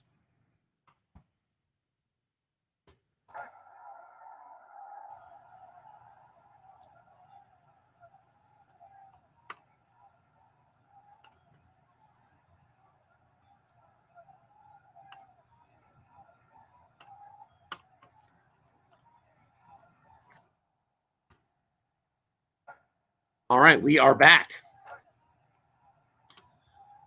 And the Colts are 1st and 10 at the Houston 30 again. Wow, that was quick. Something just happened.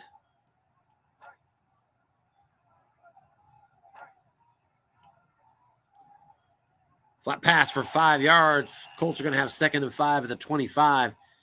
And indeed, after the kickoff, Dameon Pierce on a line buck went 5 yards, but coughed it up, a fumble. So Tough break for the Texans, so they turn it right back over. Texans lose 2 fumbles on back-to-back offensive plays, unless I'm seeing that wrong. Onside guard Will Freeze could not make the block on a 6 on the white die. He's a 5, but that wasn't enough. And that's the difference. Instead of a first down, it's going to be 3rd and 5 now for the Colts. At the 25 of Houston, an opportunity for Coach Gobin to hold here and force a field goal attempt, try to keep this within 2 scores.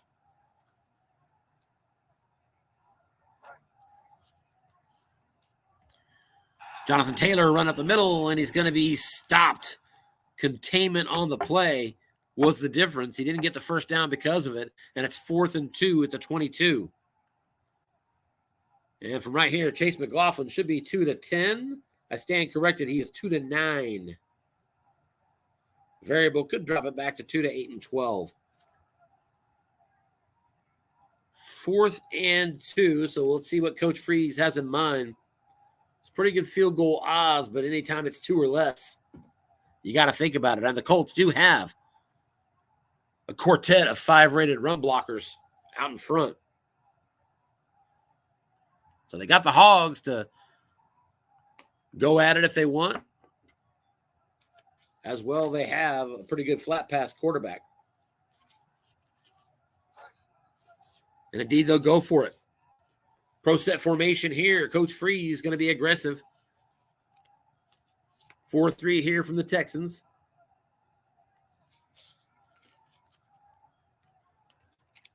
The Texans with 3 zeros in pass coverage at the linebacker position. Showing what an uphill battle he's had playing this team this year.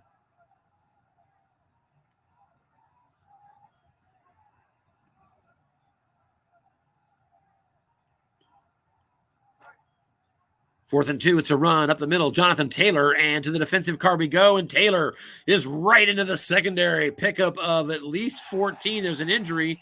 That's a 14-yard run and a first down. First and goal at the 8 for the Colts. Injury on the plate is to Jerry Hughes, and I think that's going to be some pass rush. In fact, I'm right. Jerry Hughes, starting defensive left end, is the best pass rusher on Houston with an 11 rate. So a huge loss here.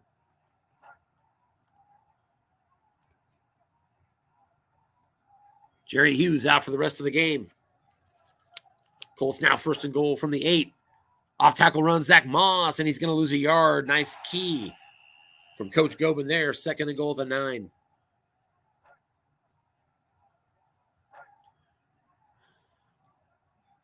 Zach Moss still in the backfield, blocking back formation. 4-3 blitz here from the Texans.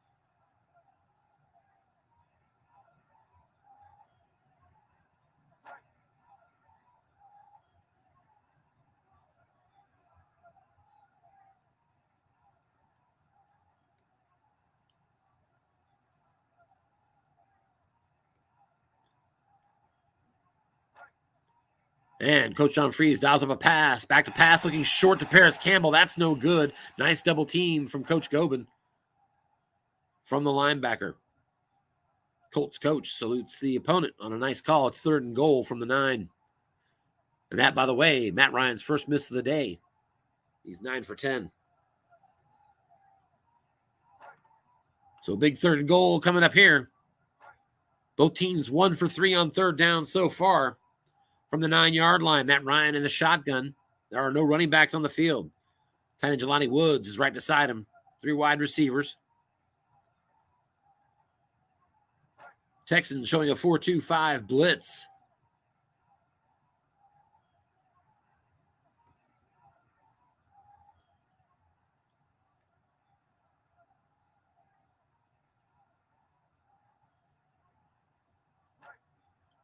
Back to pass, looking short. It goes to Jelani Woods, and it's incomplete. 4 men in zone. And he had the receiver double teamed as well. Listed on the defensive card. 4th and goal from the 9. Chase McLaughlin drills through the chippy from 25 yards. And at the 9:18 mark of the second quarter, the Colts now extend to a 14-point lead, 17-3.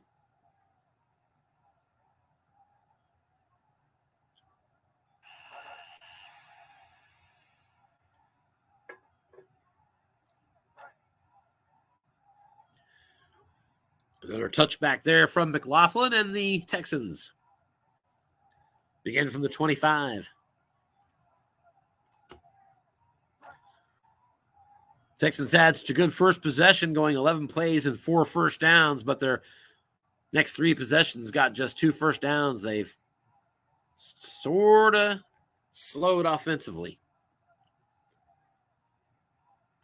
They trail by a couple of scores, but still early first half. Back to pass, and Davis Mills looking short, and that ball is incomplete.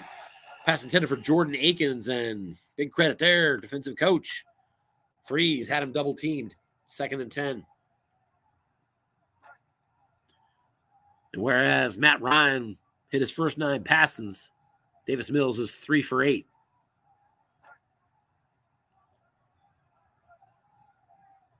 Texans with turnovers on their last couple drives. Now back to a blocking back formation.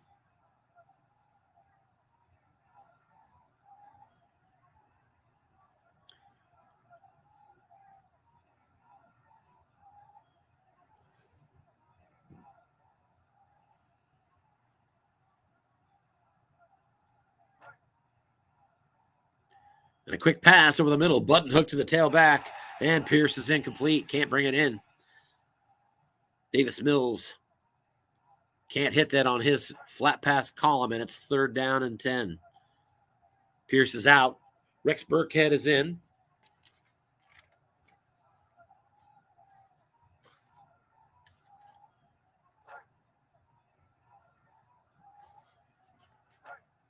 Spread formation here on 3rd and 10, and a deep dime by the Colts. Davis Mills, 3 for 9, 45 yards, struggling so far against the USFFL's top-rated pass defense.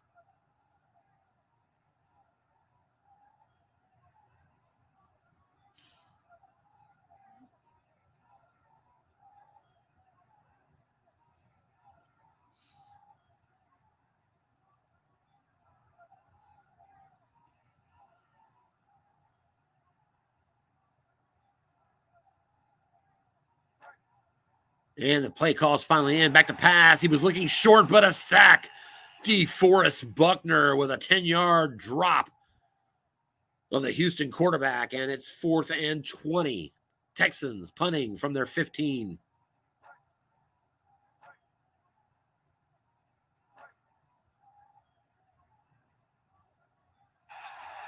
And a 53-yard punt fielded it at the 32-yard line by Dallas Flowers.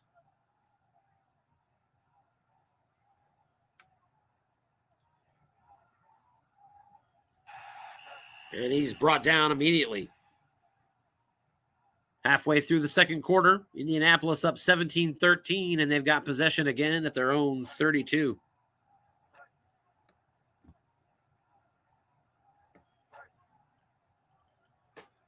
And they'll come out with 3 wide receivers. It's Zach Moss and an off-tackle run to Moss, and that's going to go for just 2 yards. The tackle could not make the block. I'm sorry, the end could not make the block. So it's 2nd and 8.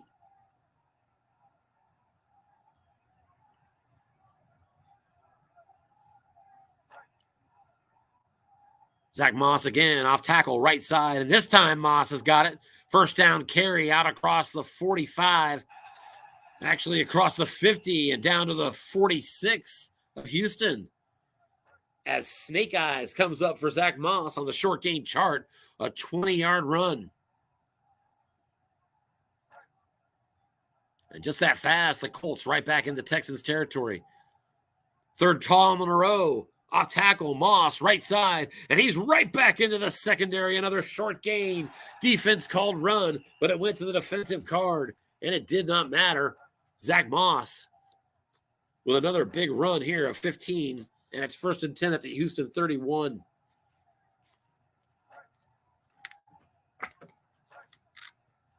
Here's a flat pass, left side, and Michael Pittman can't bring it in. Missed it on his flat pass right column, 2nd and 10. Texans rated poor against the run. And Zach Moss making them look silly so far on this drive. 3 wide receivers now splitting out. Moss still in the game. Safety up close for the Texans, showing blitz. Looking pass over the middle, and that's going to be a 4-yard gain to Colin Grayson. It was actually the interception split roll for Matt Ryan on flat pass wrong. Could have been a lot worse if you're a Texans fan. As it is, Texans get an opportunity to get off the field here on 3rd down. It's 3rd and 6. Colts at the 27. Already in makeable range for McLaughlin.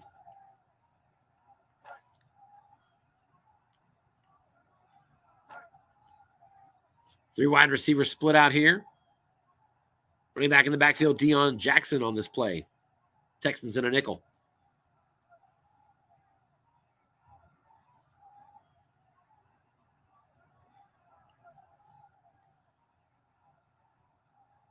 Under 5 minutes to go in the first half. Colts looking to extend to a 3-score lead.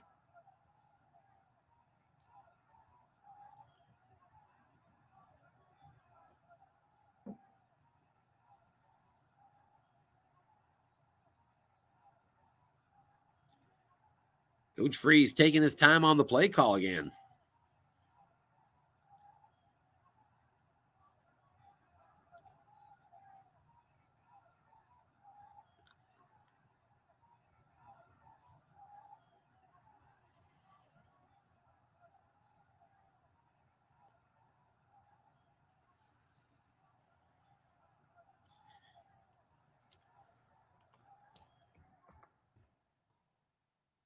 So we're checking to see if we're frozen up here. 1 second. We might have lost Rudy.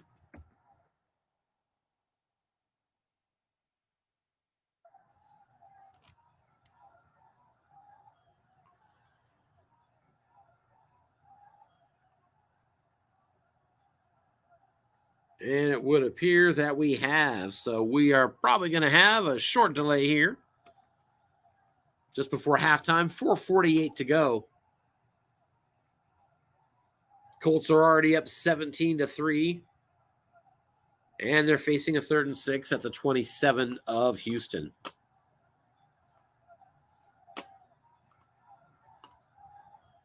And indeed, we have the confirmation. Rudy Gobin has froze.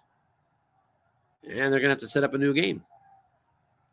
So let's go ahead and close that down.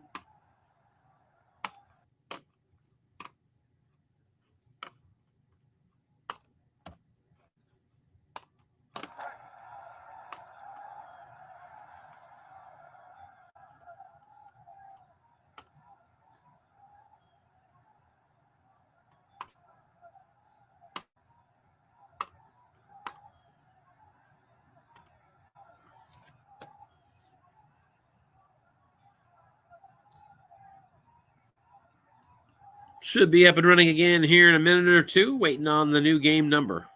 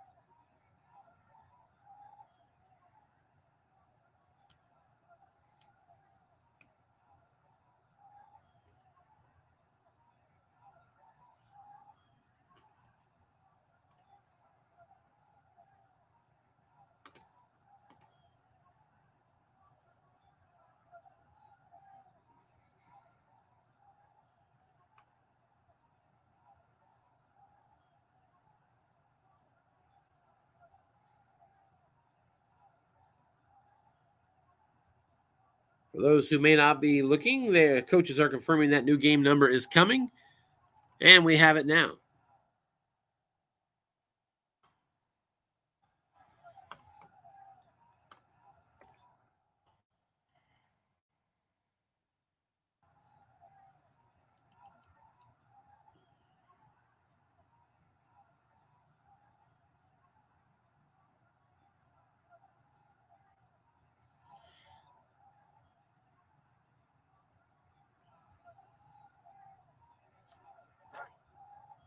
And we're back. Again, 3rd and 6 off tackle run. Deion Jackson, and he goes for 5. Not quite enough. 4th and 1 at the Houston 22. Decision time for Coach Don Freeze again. Safe play is a field goal because you're already up by 14, but it is, after all, 4th and 1. And you've got good hogs up front to plow the road. Field goal kicker's a decent option too, 2 through 9 from right here, with no variable risk. Minor variable risk. Still, I expect the Colts might go for it on just 4th and 1, and they do indeed. Pro set formation. It's going to be Jonathan Taylor at tailback. And I would think we're going to get a run or a sneak here into a poor rated run defense. Defense needs to make a perfect call because Matt Ryan's also deadly in flats. The key is on Taylor. The run is to Taylor. And on his own card, he is stopped short. Good call, Coach Rudy Gobin. It actually hit the right column rather than the key column. But a stop nonetheless, and the Texans, with their backs against the wall, take over 1st and 10 at their own 22. Nice call by the defensive coach. 3:54 remains before halftime. Texans with the possession now. Davis Mills on 1st down, back to pass. Looking short, going to O.J. Howard, and that pass is caught. O.J. Howard with a nice pickup of 15. O.J. had 3 possible completions on short pass right, and he got his best number. Texans out to the 37.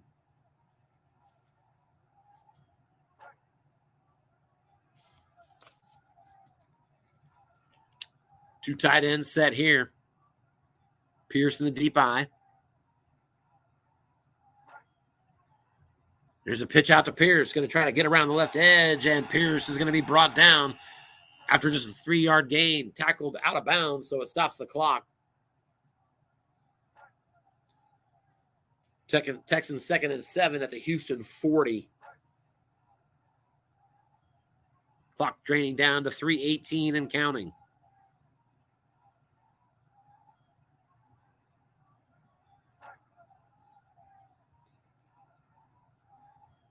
Houston now out of a blocking back set. Another pitch out left side to Dameon Pierce, and he's going to get 6 yards. Almost got the 1st down. 3rd and 1. Pierce found that on his end run wrong column. Colts continuing to allow that run most of the time. And why not with a 14-point lead? 3rd and 1 Texans. From their own 46, they're going to go to 2 tight ends here. Here's a screen to the tailback Pierce, and he is double teamed. Great call by the defensive coach and picked off. The Colts have got possession again. Rodney McLeod on the interception right near midfield. Here come the dice on the return, and McLeod is good for 4 yards. Just missed a couple of touchdown returns. Colts are deadly on interception returns. And on the 3rd turnover of the first half, the Colts again with possession. 1st and 10 at the Houston 46.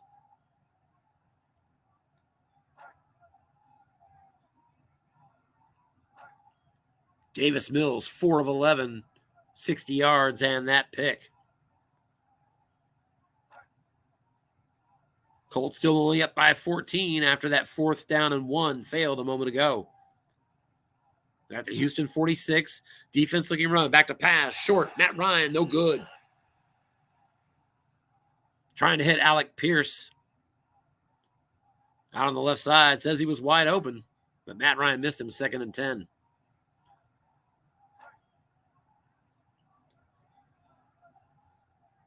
Zach Moss, the tailback here. 3 wide receivers.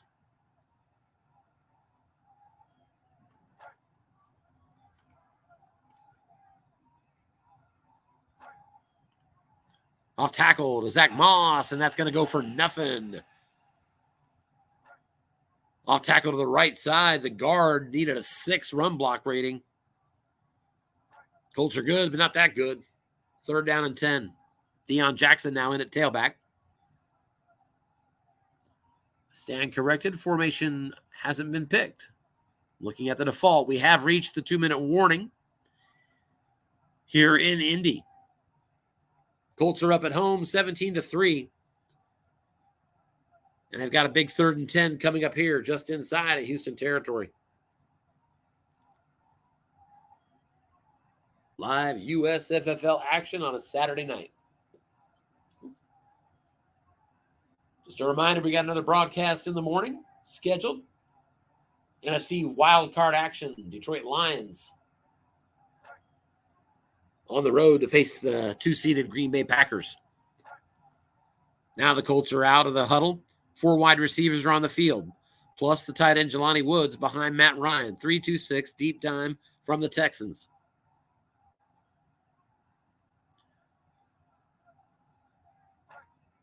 High leverage play coming out of the 2-minute warning.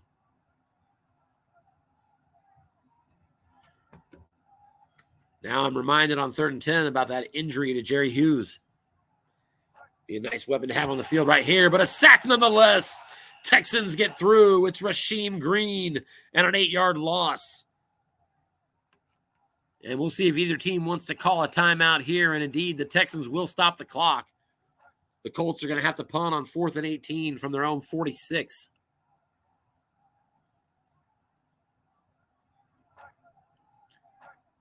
Nice situational football. Stop the clock there and give yourself an opportunity. Here comes a 35-yard punt just inside the 20, fielded at the 19. Not a great punt by Matt Hawk, and a decent return out to the 40-yard line. Desmond King, a 21-yard return. And with 1:45 to go before halftime, the Texans, great field position, 1st and 10 at their own 40. They'll come out with 3 wide receivers, 2 running backs. It's Pierce, as always, that's deep back there.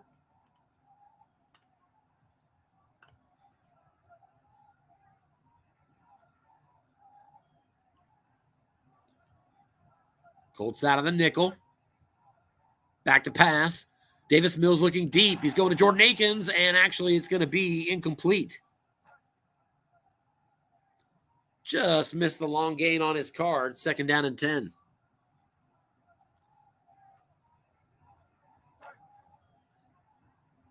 Davis Mills just 33% completion so far, 4 of 12.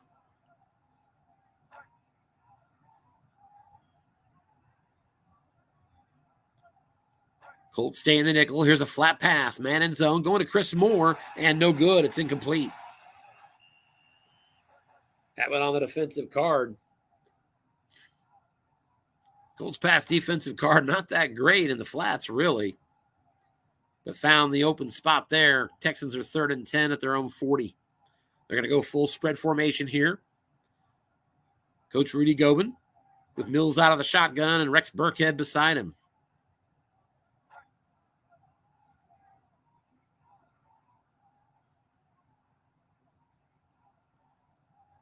.90 seconds left before half, and a big 3rd down here needed for the Texans. Back to pass. Mills looking short, going to Chris Moore. He's got the catch and the 1st down, and a penalty will add 15 more. 15 on the catch and run, and another 15 on the penalty. And the Texans are 1st and 10 at the Indianapolis 30.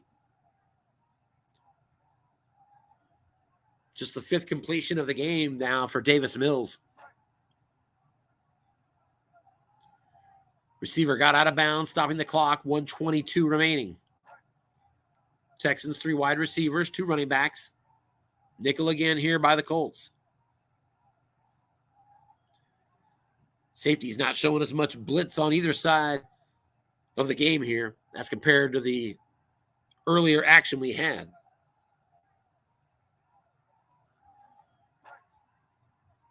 Mills back to pass, looking short. He's going to Jordan Akins, and he's got it. First down yardage inside the 20 and tackled at the 18-yard line.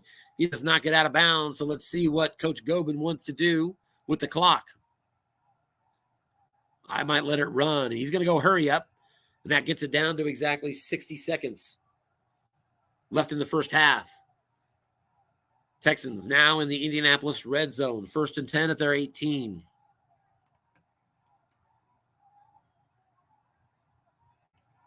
Second time in the red zone for the Texans today. First time they got a field goal. Here's a first down run. Pitch out. Damian Pierce around the right side, and he's going to be brought down out of bounds after just a 2-yard run. Stopping the clock with 52 seconds left. It's 2nd and 8 at the Indianapolis 16. Colts still lead 17-3 just before halftime. It was looking a lot bleaker for the Texans a little earlier, but the Colts missed a 4th and 1, and that sort of got the Texans moving the ball again. Here's a flat pass going to Chris Moore. Linebacker is in zone for the Colts. And on the quarterback card, we've got a yak opportunity set up by Davis Mills, and that goes nowhere. There is a penalty, however, and another personal foul on the Colts. Stopping the clock at 45 seconds left. 1st and goal now, Texans at the 8. 4 penalties, 44 yards for the Colts. Just 1 penalty, 10 yards for the Texans. Blocking back formation. Pierce behind Akins in the backfield. 4-2-5 blitz. Shown by the Colts. Back to pass. Mills looking short, going to his tailback. Pierce, he's got the catch and the score. Touchdown. Result of defender 6-7. And that's going to beat almost any linebacker out there. Pierce gets the touchdown reception on his 3rd catch of the day. And with 30 seconds left in the first half, Kaimi Fairbairn is on for the extra point, and it's good. Not too long ago, the Colts were looking to extend to a 3-score lead, and all of a sudden now, they're just up 17-10.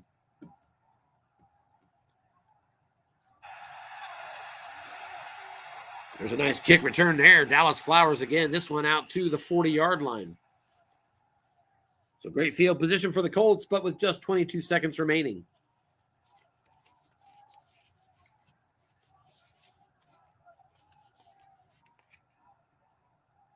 Matt Ryan, not a great quarterback on long pass right. On his card, you'd need snake eyes or double sixes. And somewhere in between there, you got a 2 through 10 pick. So, but with only 22 seconds left, not necessarily a bad risk. There is the deep dime to consider. That's being shown right now by the Texans. 3-2-6. Colts with 3 wide receivers on the field. Pittman's in the slot, and here's a right flat pass to Pittman. And he's going to get just 5 yards, and he's not out of bounds. So the Colts can call timeout here if they want. They can stop it with 15 seconds left. They've got all 3 timeouts. Surely we're calling timeout here. And indeed we do. So both teams with 2 timeouts now. There's 15 seconds left. Colts have a 2nd and 5 at their own 45. As a reminder, their kicker range only goes out to the 37. That's the bad news. But from that 37, it's already a 2 through 8. Coach John Freeze brings out a full spread formation here. Jelani Woods tied in into the backfield with the quarterback. Ryan in the shotgun, and we've got a deep dime again. From the Texans, back to pass. Matt Ryan, short. Jelani Woods got it. First down yardage inside the 45 and brought down at the 44. And I assume we're going to get the Colts' 2nd timeout. Should stop the clock with 8 seconds left. And it does. 1st and 10, Indy at the Houston 44-yard line. So he needs another 7 yards to get to that range barrier. Right back to the spread formation. Ryan out of the shotgun. Texans will stay in the deep 3-2-6 dime.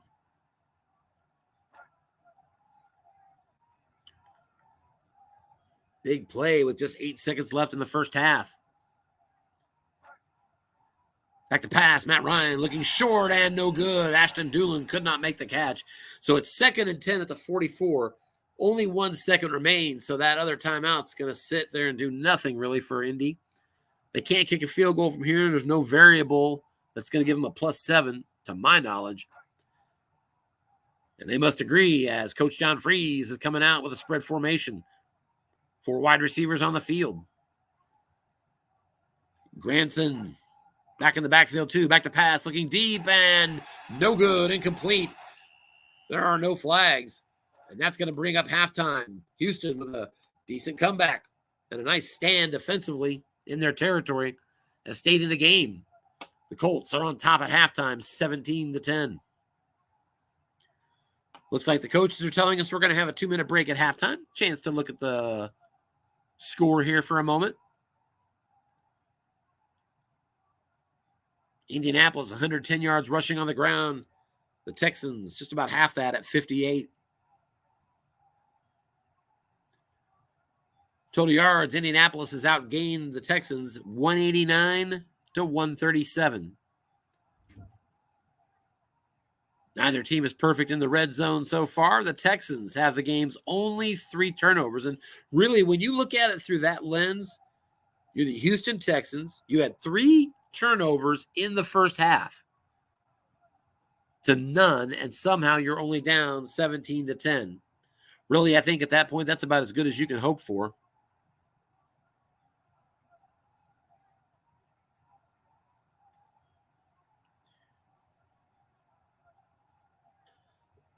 Both Damian Pierce and Davis Mills fumbled in this game.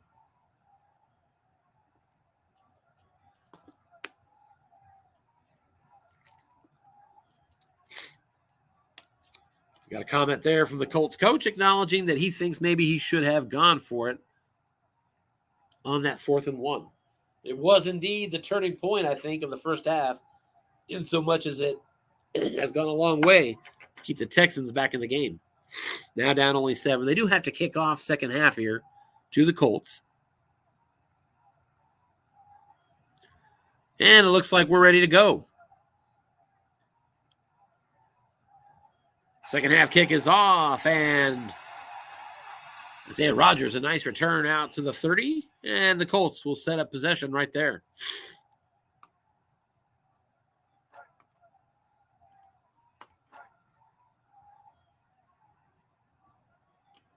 Colts ran 3 more plays than did the Texans in the first half. Blocking back formation, it's actually going to be Deion Jackson starting in the backfield for the Colts. Jackson carded for 68 runs at a 3.5 average. And there's a first down run up the middle for Jackson, and that's going to be good. Short gain yardage. Deion Jackson goes for 19 and a first down. Actually, he's going to be capped at a 17-yard run. I laugh because the Texans did all they could. They called short yardage run defense, despite the third stringer being in there, and he still breaks off a 17-yard run. Colts now from their 47. Jonathan Taylor back in the game. He goes up the middle and is brought down right away.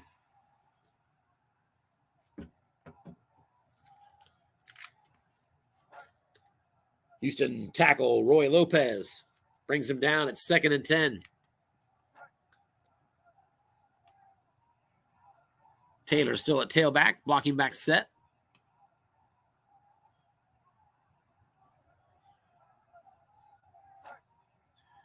Here's an off-tackle run, right side for Taylor. Defense looking pass. It goes to the defensive card, and that's going to go for 5. Split roll opportunity at a +15, but you need snake eyes. Jonathan Taylor does get the Colts set up with a much more manageable third down, though. 3rd and 5.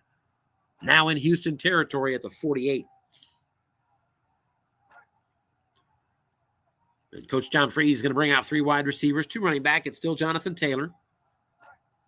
Rudy Gobin's got the defense in the nickel for the Texans.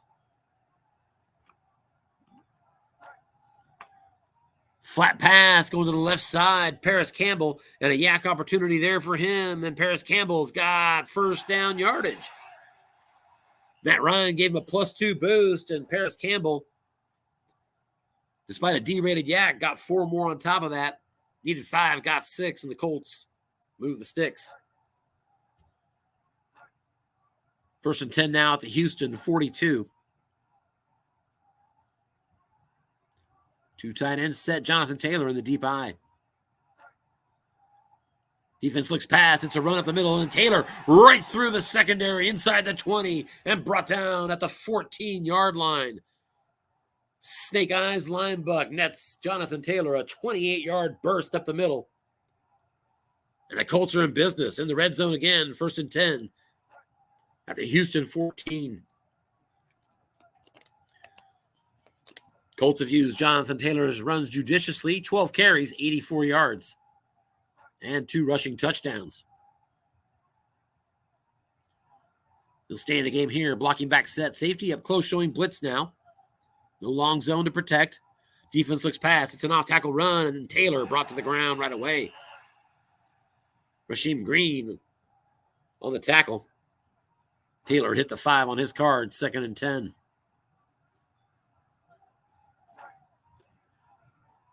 Coach John Freeze got the number 1 seed on the AFC side by being 4 games better than his team was carded for. Great year for Coach John Freeze. Almost made the playoffs.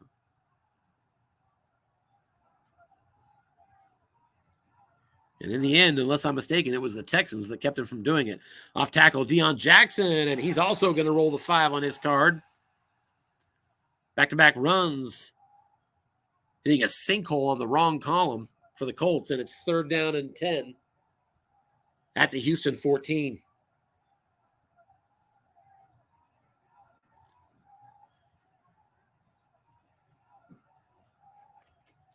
From a field goal range perspective, you would think that the Colts should feel free to go for it here on 3rd and 10. Chase McLaughlin, a good kicker. As we quietly welcome my wife to the stage. How's it going, baby? Not so quietly. 3 wide receivers splitting out here for the Colts.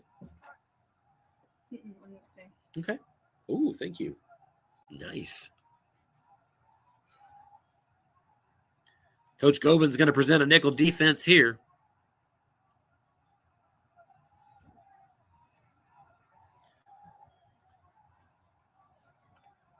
Opening drive of the second half, I believe.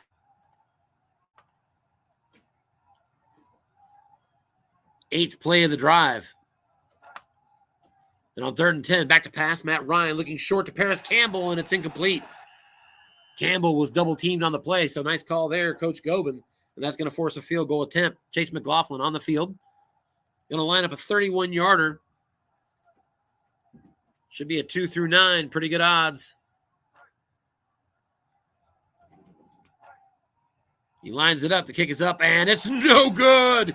He shanks it. And by the way, he got the variable that pushed that to a 2 through 11 field goal and rolled double sixes as Chase McLaughlin shanks it to keep this a 1-score game. Another big break for the Texans in their territory, and they take over 1st and 10 at the 21.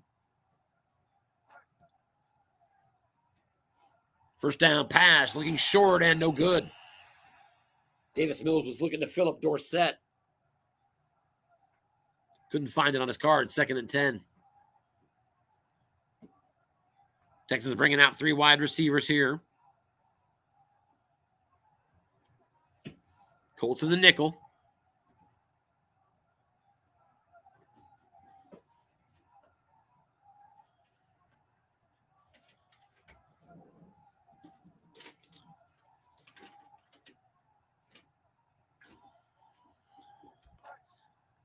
There's a little flat pass, left side, 0-rated linebacker being attacked there, but the receiver is double teamed. Great call by Coach John Freeze. He's doubled up on Jordan Atkins.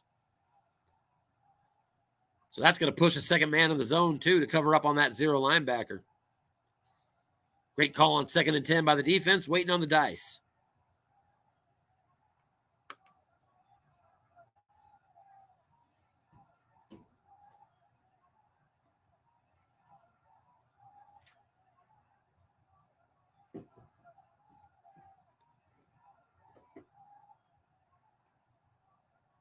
And you're wondering, at this point, are we locked up? Let's see if we can find out.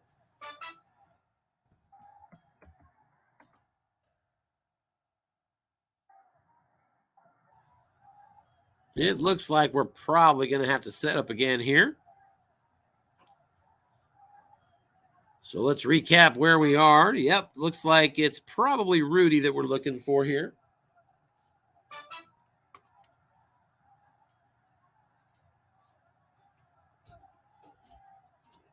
Yep, we are indeed frozen. So 54 marks on the third quarter.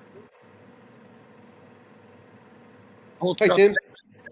Yes, hello. Hello. So we got a freeze here? It looks like we do. Looks like we got another good one, huh? Yeah, we got a pretty good game going on here. We got a lot of good games, haven't we? I mean, what's the biggest? I tell you what, I feel, you never know what you're going to get. The dice can do anything at any time, but I got to tell you, if the games that I've had the pleasure to call so far in the offseason have been really good. Close games. Was Philly, Seattle not so close, it seemed? I only caught parts of it. Yeah, there were a couple. So Dennis Crowley was extremely aggressive on fourth down situations, and he missed an early one, 4th and 3 at his own 28 or at his own 31. Mm-hmm. And that was one of 2 that he missed in his own territory that really kind of helped propel the Eagles to get an early lead that they were able to kind of hold on to. I think they ended up winning it by only 7, I think. But, they were up by a little more than that. Dennis was fighting to get back in that one after some of those fourth down conversions with the other way. Eagles also had to capitalize on it, and they did. They got scores both of the time. They got touchdowns both times that fourth down conversion was not converted. The Panther game this morning was amazing, and then what a finish to that one, huh? Was amazing, right? The Jags game was great, and we have a new game number. Cool. And by the way, my mic has been off this whole time, right? You haven't been hearing me talk over here. I haven't heard you. There was at one point I heard boxes shuffling, maybe though. Mm-hmm. But yeah, certainly didn't hear you. Cool. I always make that mistake.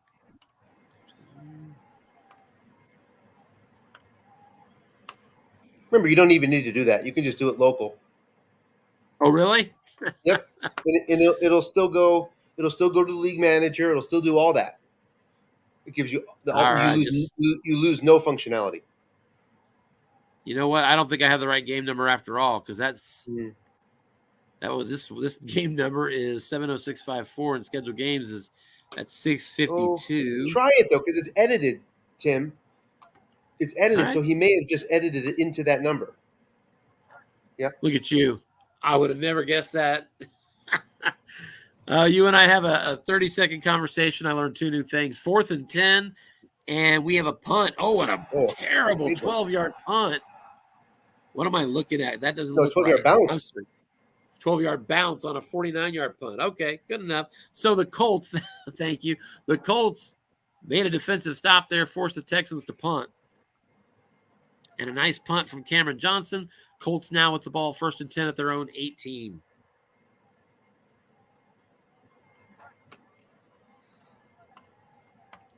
Texans struggling like a lot of teams have this year to make a dent in that pass defense.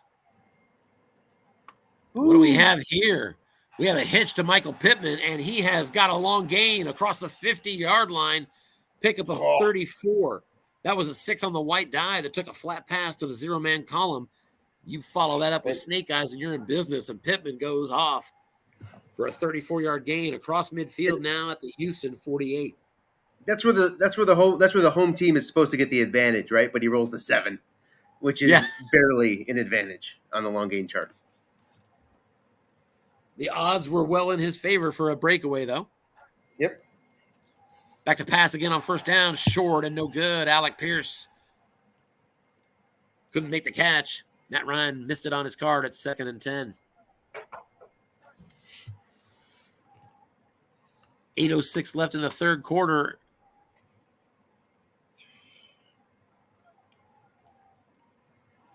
Colts have outgained the Texans 279 to just 137. We got a fumble. Snap fumble. The Colts have put it on the ground. This ball is going to be recovered by the defense. Texans right at midfield are in business. Let's see if he tries to return this one. He does not fall on the ball. And at the 7:48 mark of the third quarter, the Texans with nice field position right at midfield, 1st and 10.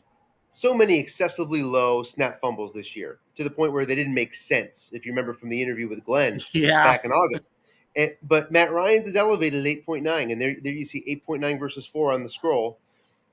Most every other quarterback in the postseason is not going to fumble that ball. Matt Ryan did. Got those butterfingers in his old age. Texans going to open this series in a run set, blocking back formation.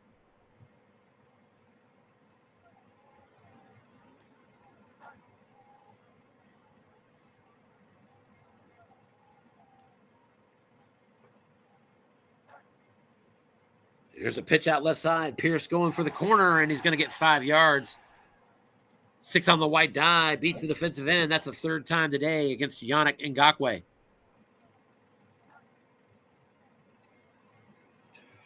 Now in Indianapolis territory at the 45-yard line.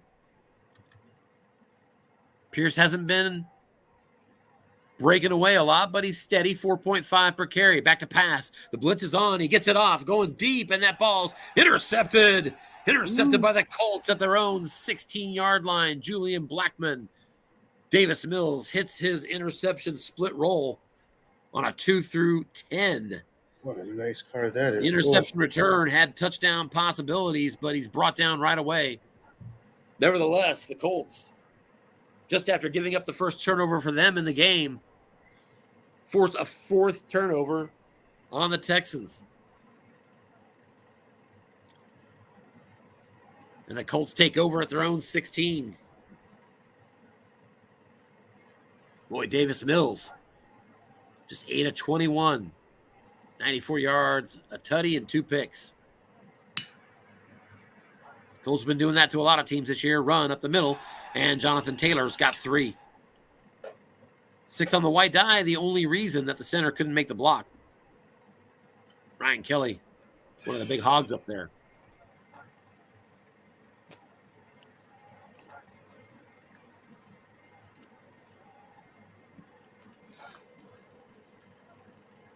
Flat pass to Jelani Woods out to the side. He's got a beat on the linebacker and right around him.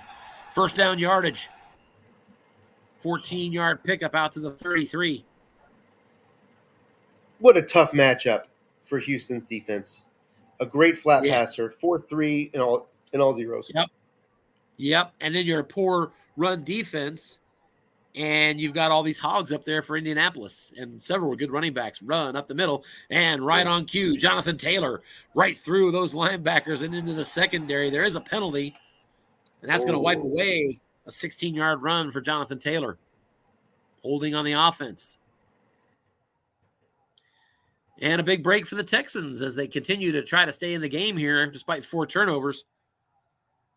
Getting a 1st and 20 is a good recipe to get a shot to get off the field. We'll see if they can do it here. Indianapolis, 4th fewest penalties committed this year. There's a hitch over the middle to Michael Pittman for 4, and it's 2nd and 16.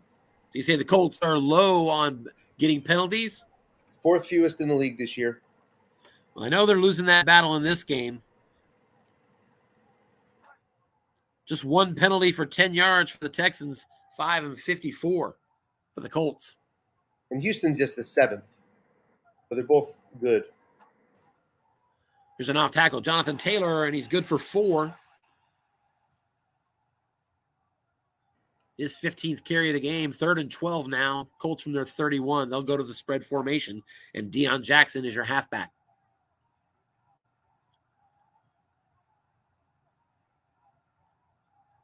Deep dime here from the Texans, as they've done in a lot of passing situations today.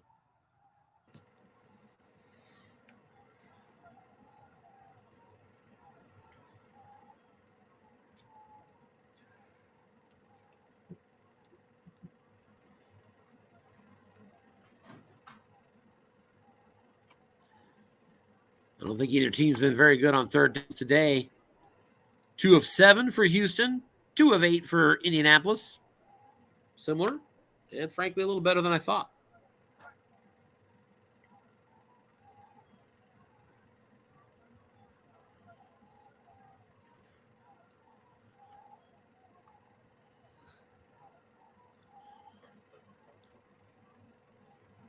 Again, in these third and long situations, I think back to the injury earlier to Jerry Hughes, and both times I've said it, here comes Rasheem Green for the big sack. I think I'm jinxing the Colts there every time I bring up the loss of Jerry Hughes. He gets through 4th and 22, and the Colts with a bad punt. Just a 35-yard punt, going to be fielded by Desmond King. Fair catch there at the 44. Late third quarter, Texans now with the ball at their own 44. 3:18 to go. They're down 17-10. And on a 4-turnover game, I think that's as good as you can hope for right now. Yep. Getting some of the important breaks. That big 4th and 1 stop earlier in the game.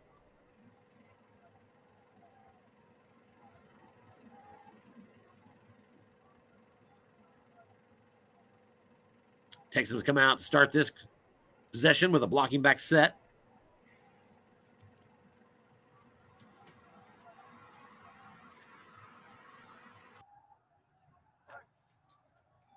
Here's a pitch out left side. Pierce going for the corner, and on his card, he's going to get 4. Tackle on the play by Zaire Franklin. Running right at Yannick Ngakoue again. 2nd and 6.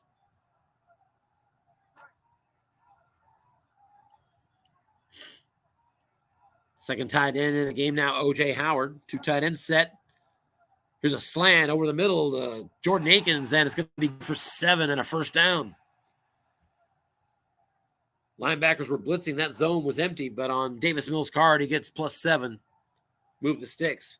Now in Indianapolis territory at the 45. Davis Mills at the 2:24 mark of the third quarter finally goes over 100 yards passing. Just a second catch for Jordan Akins. He's been targeting him a lot today. I believe he has that B-rated yak. Another first down run. Pitch out Damon Pierce around the edge, and he's going to go for 5 yards. And guess who? 4 on the white die, getting the better of Yannick Ngakoue again.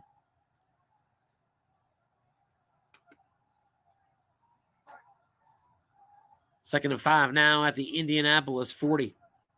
2 tight end set.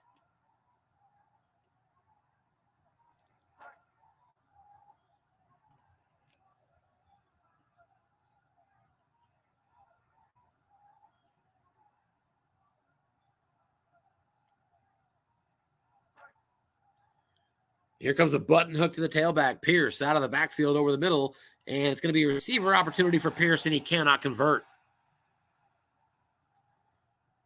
Pierce has quite a few receptions available. They're all pretty short yardage, but he couldn't hit any of them on that play. It's 3rd and 5. He just needed a yard to get contained off his hands, but couldn't get it.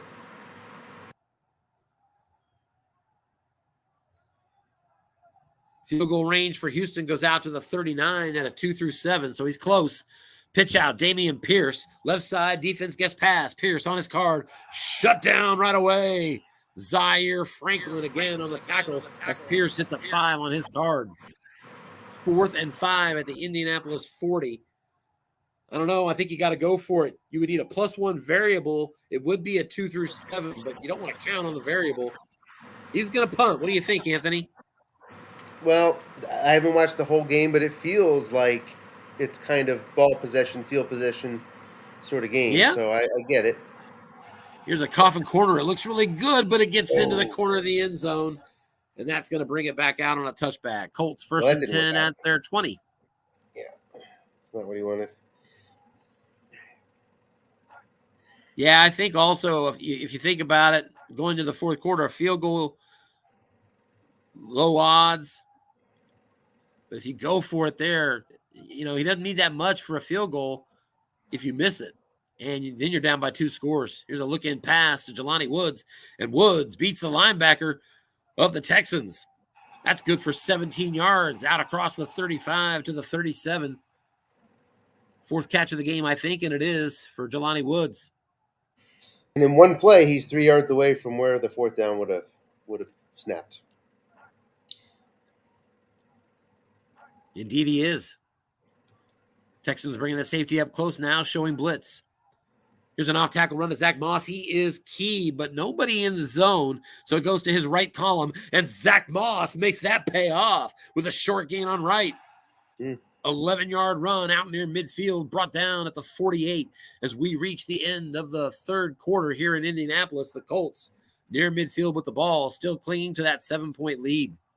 Last two plays had the X die. Both went to the offensive penalty card, and both times Indianapolis avoided a penalty. Nice. Could use your help more often. There's a look in over the middle, and that's good for 5. Michael Pittman on the catch, his 7th of the game.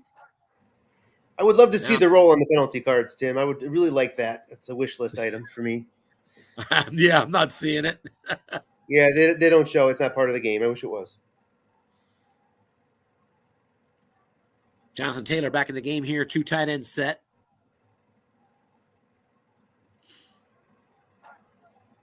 Off tackle run, Jonathan Taylor, and that's good for 6.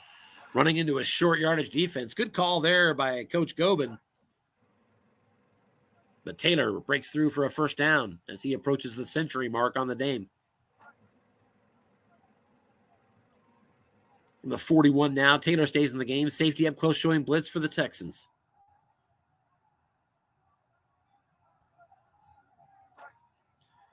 Defense looking run, but here's a flat pass out to the side, and Moe Alley-Cox has got good yardage up the left sideline. Into the red zone, tackled at the 18-yard line after a 23-yard pickup on the 0-man column. Colts are in business again as Matt Ryan's approaching 200 yards passing.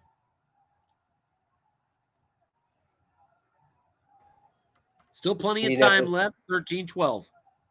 Indy 25th in red zone efficiency on offense. Houston 22nd in defensive efficiency.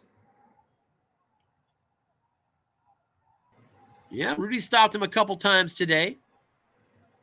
17-28.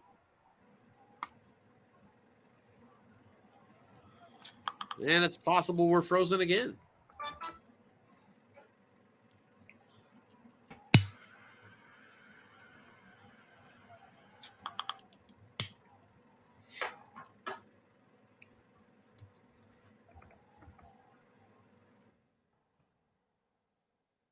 While we're frozen, I can scroll through some interesting stats here. Please do. Both these teams have trouble guessing. And, you tend to think of that as a, coach metrics, but it's also very much the nature of your team that drives it, But Houston finished 31st in the league with a minus 10% guess margin. So, minus 10% guess margin specifically overall or defensively or? Overall. So their offensive, for example, I don't have the exact number, but say their offensive guess right was 68. Well, the defensive guess right is 58 for Houston. Okay. That sort of thing. Minus 10 percentage points. And Indianapolis, 26th in the league at minus 5. Very interesting, to be able to progress as they have. But, this is the coach of year tournament. You're going to have teams that put you into those sorts of binds where you get some stats like this. It's not the regular playoffs,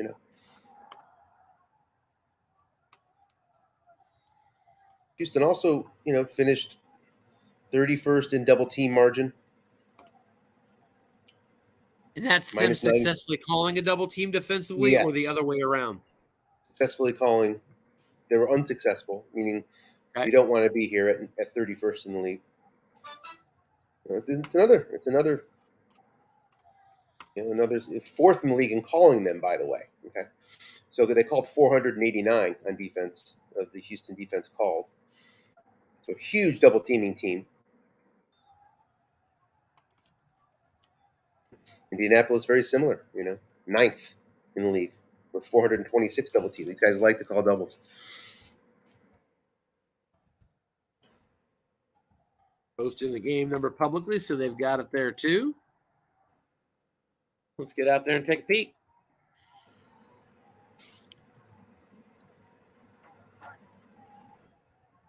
And Colts 2nd and 4 at the Houston 12.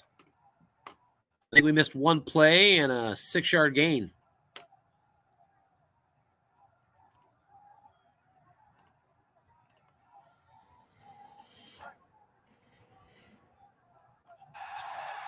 Here's a quick out pass. Colin Grayson, that's no good, incomplete. Texans saved on the defensive card. Roll of 11 on their card. 3rd and 4 at the Houston 12. So a big down here as the Texans desperately wanting to hold them to a field goal attempt. Colts are 2 for 9 on 3rd down so far. They could sure run or pass, although they are going to Deion Jackson. Certainly not their best runner. Could be a head fake, considering the poor run defense they're staring at. 2 tight ends set. And indeed, off tackle, right side, Deion Jackson, and he's good for 6 on his card on wrong. Deion Jackson converts. And the Colts are 1st and goal at the 6-yard line. 24th in short passing in 1st and 1 to 9 situations, Indianapolis. Colts struggling to put away the Texans today. They've outgained them by more than 2-1, 368 to 158. 22 first downs to 12. But they're having trouble putting them away. They're on the doorstep of taking a 2-score lead here. Safety up close out of the 4-3 for the Texans, showing blitz. Colts from the pro set formation. Back to pass. Matt Ryan, short. Touchdown to Jelani Woods. Woods with another big catch in this one, his 5th of the day. You saw a good example. Lots of double teams. Just didn't get the right guy. And McLaughlin's on for the extra point. It's automatic and through. And at the 11:24 mark, Colts at home open up a 14-point lead, 24-10. It's a heck of a mountain for the Texans to climb. I think both these teams, should play pretty well with the lead. You don't want to have Matt Pierce Ryan. Has some breakaway ability, and Davis Mills, if you can stay upright and not throw the interceptions, he has some numbers to hit. Yep, you wouldn't want Matt Ryan to be your comeback quarterback, I imagine. No, but Mills, I'd rather Mills have Davis Mills. Better suited. Yep. Texans will split out 3 wide receivers here on 1st down, and with a 2-touchdown lead, John Freeze is going to come out on 1st down with a nickel. Back to pass, Mills short. That's caught. Nico Collins, 1st down. 11-yard pickup out to the 40.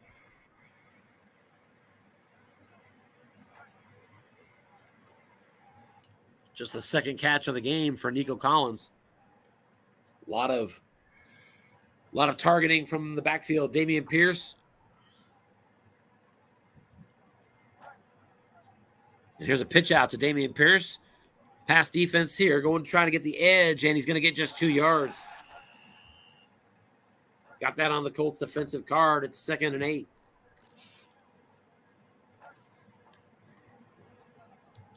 Eighteenth carry of the game for Dameon Pierce. He's got 4 more till he hits his fatigue level.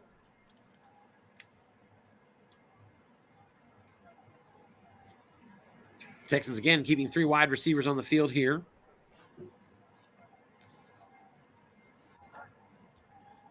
Back to pass, looking short. Going to Chris Moore. He is doubled by the safety, so the Texans hoping to get a dump off. See if they get that flat pass rule, and they do. Flushed indeed. Little dump off going to Brandon Cooks. And on the quarterback card, it goes to receiver. Cooks can't get it. 2nd down and 8. Turns to 3rd and 8. Always feel satisfying when you have a successful double team and the dump off does not work. When it works, that's one of the more frustrating plays. Yeah, you're right. Dump off is one of the more frustrating plays defensively to have perpetrated on you. When you successfully double team. Then especially. Yes, as was the case in that play, yeah. 3rd and 8. Mills back to pass. He's going to go short. Out of the backfield, it's Rex Burkhead. And instead, he's flushed again. Second straight play. This one's going to go to Nico Collins. And Collins goes to the zero-man column, and he's going to be across midfield with a 16-yard pickup. Clutch conversion there for the Texans, and their 1st and 10 at the Indy 42. Just over 9 minutes remain in this one.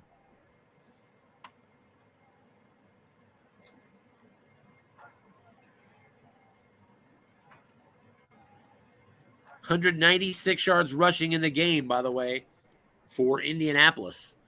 And they've been getting that from everybody.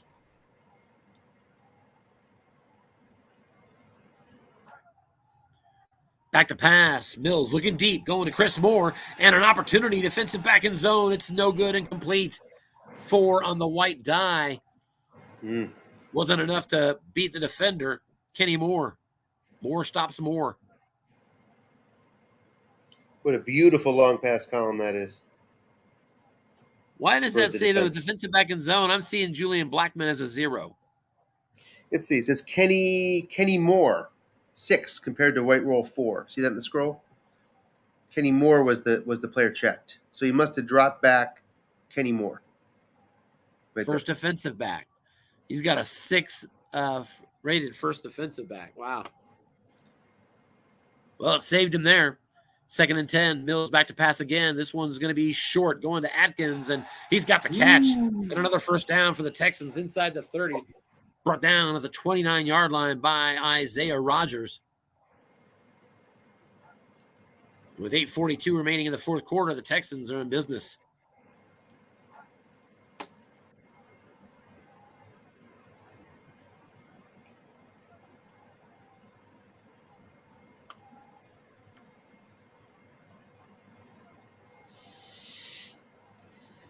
Seventh play of this drive coming up.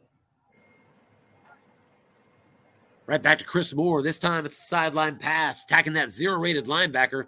And it goes to receiver. Moore cannot bring it in.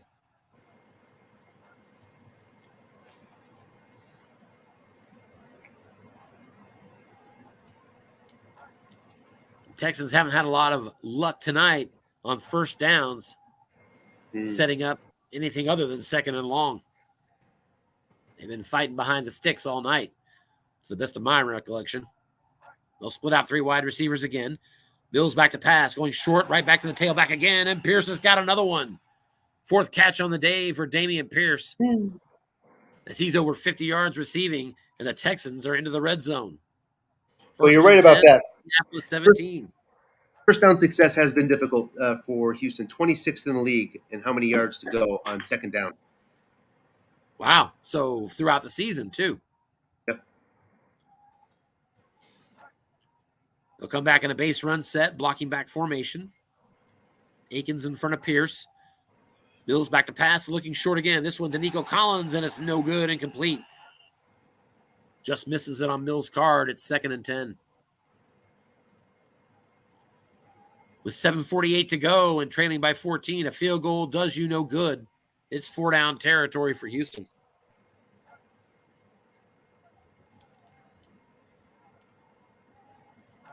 And Coach John Freeze is going to show the 4-2-5 defensively here.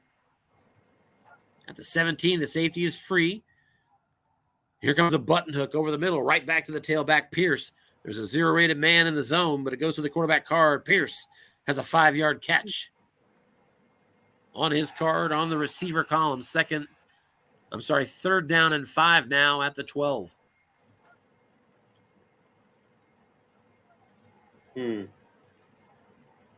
Yeah, I'm thinking the same thing. You do have that 0-rated linebacker you can attack. Rex Burkhead comes in, though, so I'm not sure you're going to run it. Yeah, that's exactly what I was thinking. Like, okay, well, you're going to run with Burkhead here? This is not last year.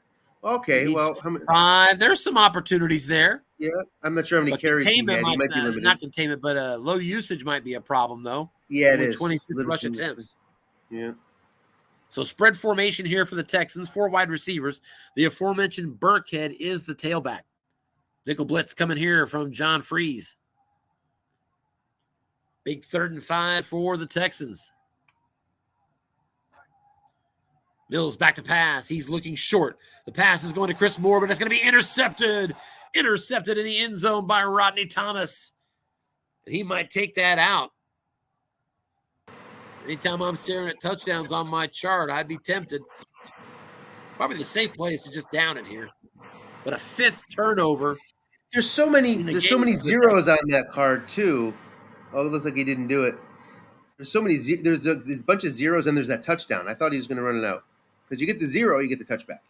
What you don't want is +5. Yeah, that's true. Yep. So the Colts now real close to putting this one away.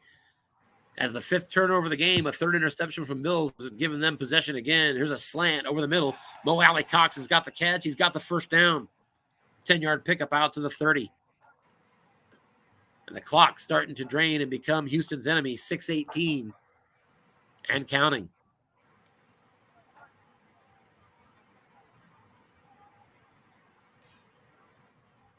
Jonathan Taylor alone in the backfield, but it's a quick out pass. Kylan Grayson, and he's got it, but just a 2-yard gain.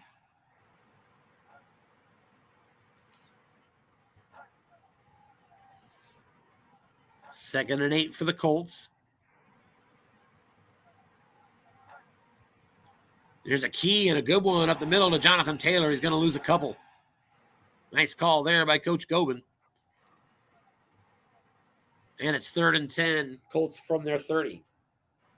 Still 5 minutes, 6 seconds remaining, and Houston with all 3 timeouts. Down 2 scores. This game is not over, but you got to get the stop here on this 3rd and 10, I think. Jonathan Taylor, by the way, that 2-yard loss has him right on the fringe. He's still over the century mark, 18 carries for 101. No running backs in the game here on 3rd and 10. Jelani Woods is in the backfield. Spread formation for the offense. Matt Ryan stays under center. He's back to pass. He's definitely going to Jelani Woods again, and this time it's incomplete. And that'll be 4th down and 10, and the Colts will have to punt. Texans still in it, but they're going to have to work quickly. They need 2 scores. Matt Hawk with a boomer. 54-yard boot inside the 20, fielded by Desmond King at the 16-yard line. And King with a nice return when the Texans need it out across the 35. 21-yard pickup, tackle at the 37. The Texans will start right there. 4.5 minutes to go. Winner of this game goes to the Coach of the Year championship game. Looks like John Indianapolis Freeze is going to drop back into a deep dime now. Indianapolis did not face New Orleans in the regular season.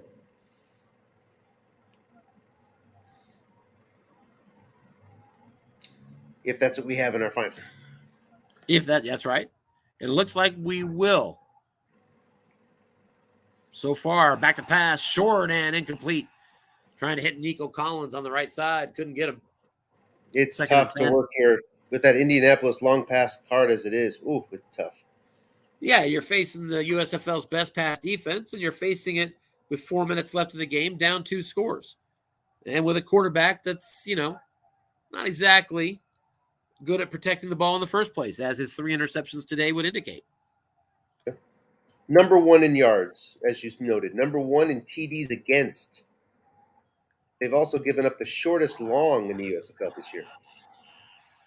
Short pass to the tailback Pierce is incomplete, and 3rd and 10 Texans. And that's pretty stellar pass defense right there. Yeah.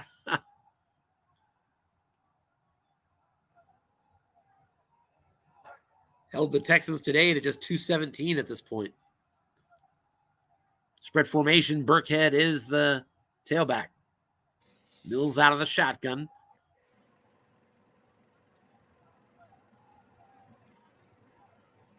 Might be tempted to throw long here. Short pass, Chris Moore, he is doubled by the safety. Great call, Coach Freeze, and they're going to force a 4th and 10.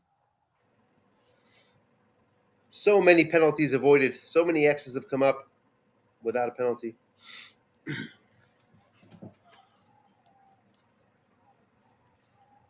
I think the Texans may still have just the 1 penalty on the day.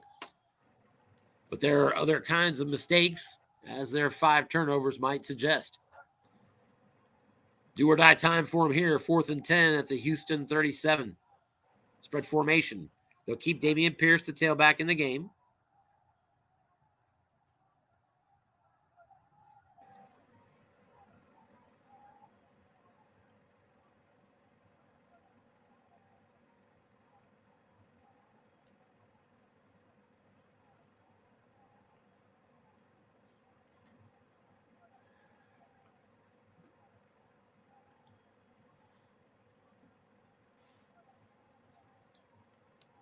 Waiting on the play call.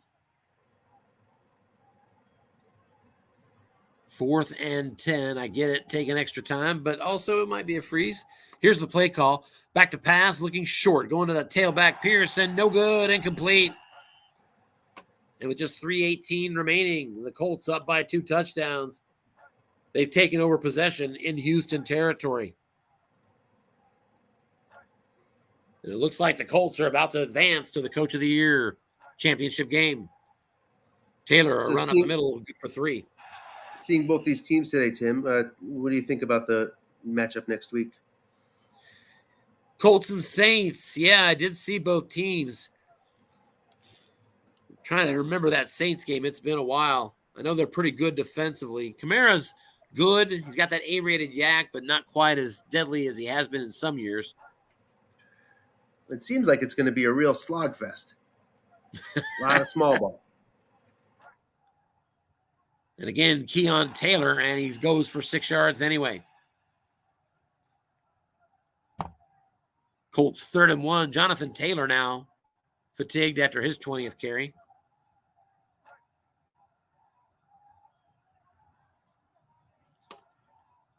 Over 200 yards rushing in this game for the Colts.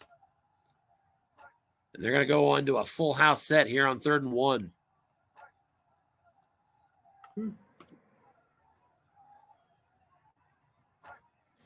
Here's a sneak from Matt Ryan, and he's keyed and nothing doing. Saints like to pass the ball, interestingly. 28th in running. So we've reached the 2-minute warning here in Indianapolis. The Texans have forced a 4th and 1. And Coach Freeze is going to bring out Chase McLaughlin. And he's got a kick that was going to go through, but a penalty is going to back him up 5 yards. 4th and 6. Now from the 33, this would be 2 through 8. Okay. Chase McLaughlin still's got a good leg there. Yeah, sure does. That's a real asset right there. It sure is, and he drills it. A 50-yard field goal is good by Chase McLaughlin as the Colts are now up by 17. Less than 2 minutes remaining here. Start queuing up the coaches to let them know they're welcome to join. Looking at New Orleans, they're right in the same group, 30th in the league in guess margin. Minus 9 percentage points. Yeah, I mean, it's interesting. Number 1 in double team. The Saints, like the Panthers, have played a lot of close games this year. 12-yard pass play to Philip Dorsett. Texans out to their 37. Yeah, Saints average 25.1 a game, 21.8 against, so pretty tight margin.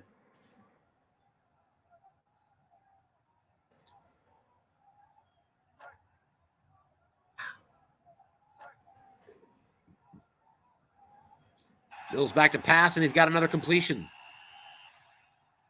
Tailback Royce Freeman on the catch. Clock stops at 1:22 left. Now from their 47. Mills again back to pass. He's attacking 2 men in the zone deep, and he's got his 4th interception of the game. Colts are going to pick this one off at the 26. It's Julian Blackmon, and I believe that's his 2nd interception today. And Blackmon on the return gets 10 yards. Indeed, it is Blackman's 2nd interception. 6 turnovers today for the Texans.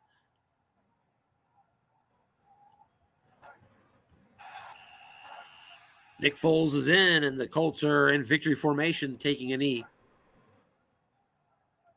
Texans could stop the clock 3 times, but they've chosen not to, and we're about to get our final score.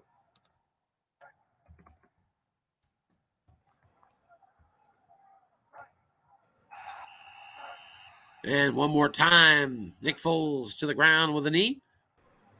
That should run us out.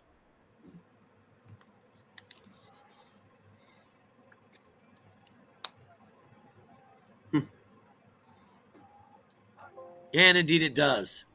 Your final score from Indianapolis. The Colts at home hang on for a 27-10 win, taking advantage of 6 turnovers from the Houston Texans.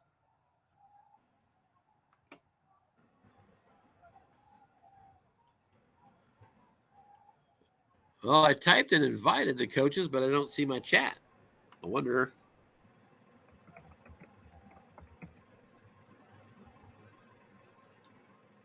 I wonder if I froze. Yeah, they're not seeing my chat, so I can post it up on Slack if you want me to. yeah, you might let the coaches know. As always, no pressure, but they're both welcome to join on the broadcast if they like. At least let them know that I'm not able to chat in game.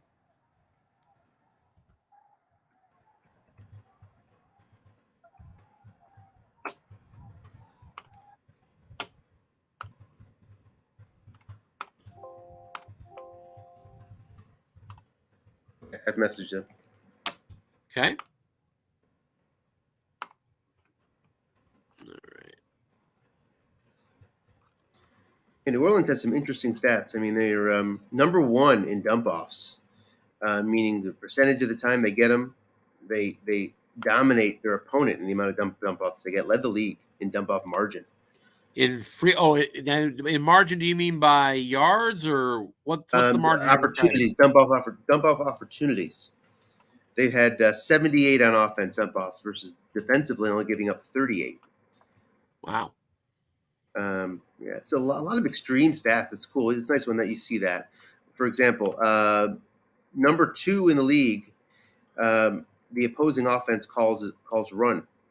So the teams like to run on them 45% of the time. And when they do, Tim, they run linebuck 47% of the time against the Saints. Led the league. Don't they have – I thought they had a stout middle run defense, but they must not. Not if people are running on them that much. Yeah. 27th in short pass. 31st overall in passing, of course, since they were second in run. But not throw short against them for whatever reason. I don't know the team very well to explain it. So we'll give the coaches a little bit longer to see if they are going to show up. Lost the fewest Texans fumbles in the league. Say that again, who? Just saying the Saints, I mean, just more extremes. The Saints lost the fewest fumbles in the league. How many did they lose? I don't know, but they're the best. Okay. Good enough. Number 1. Yeah. But forced 31st. So they don't force them either.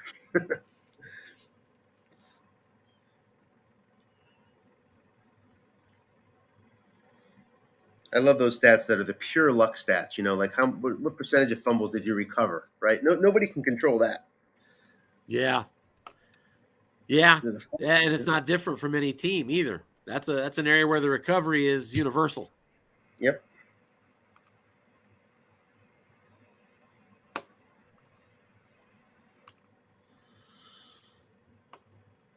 So it looks like we are probably not having a post-game appearance here.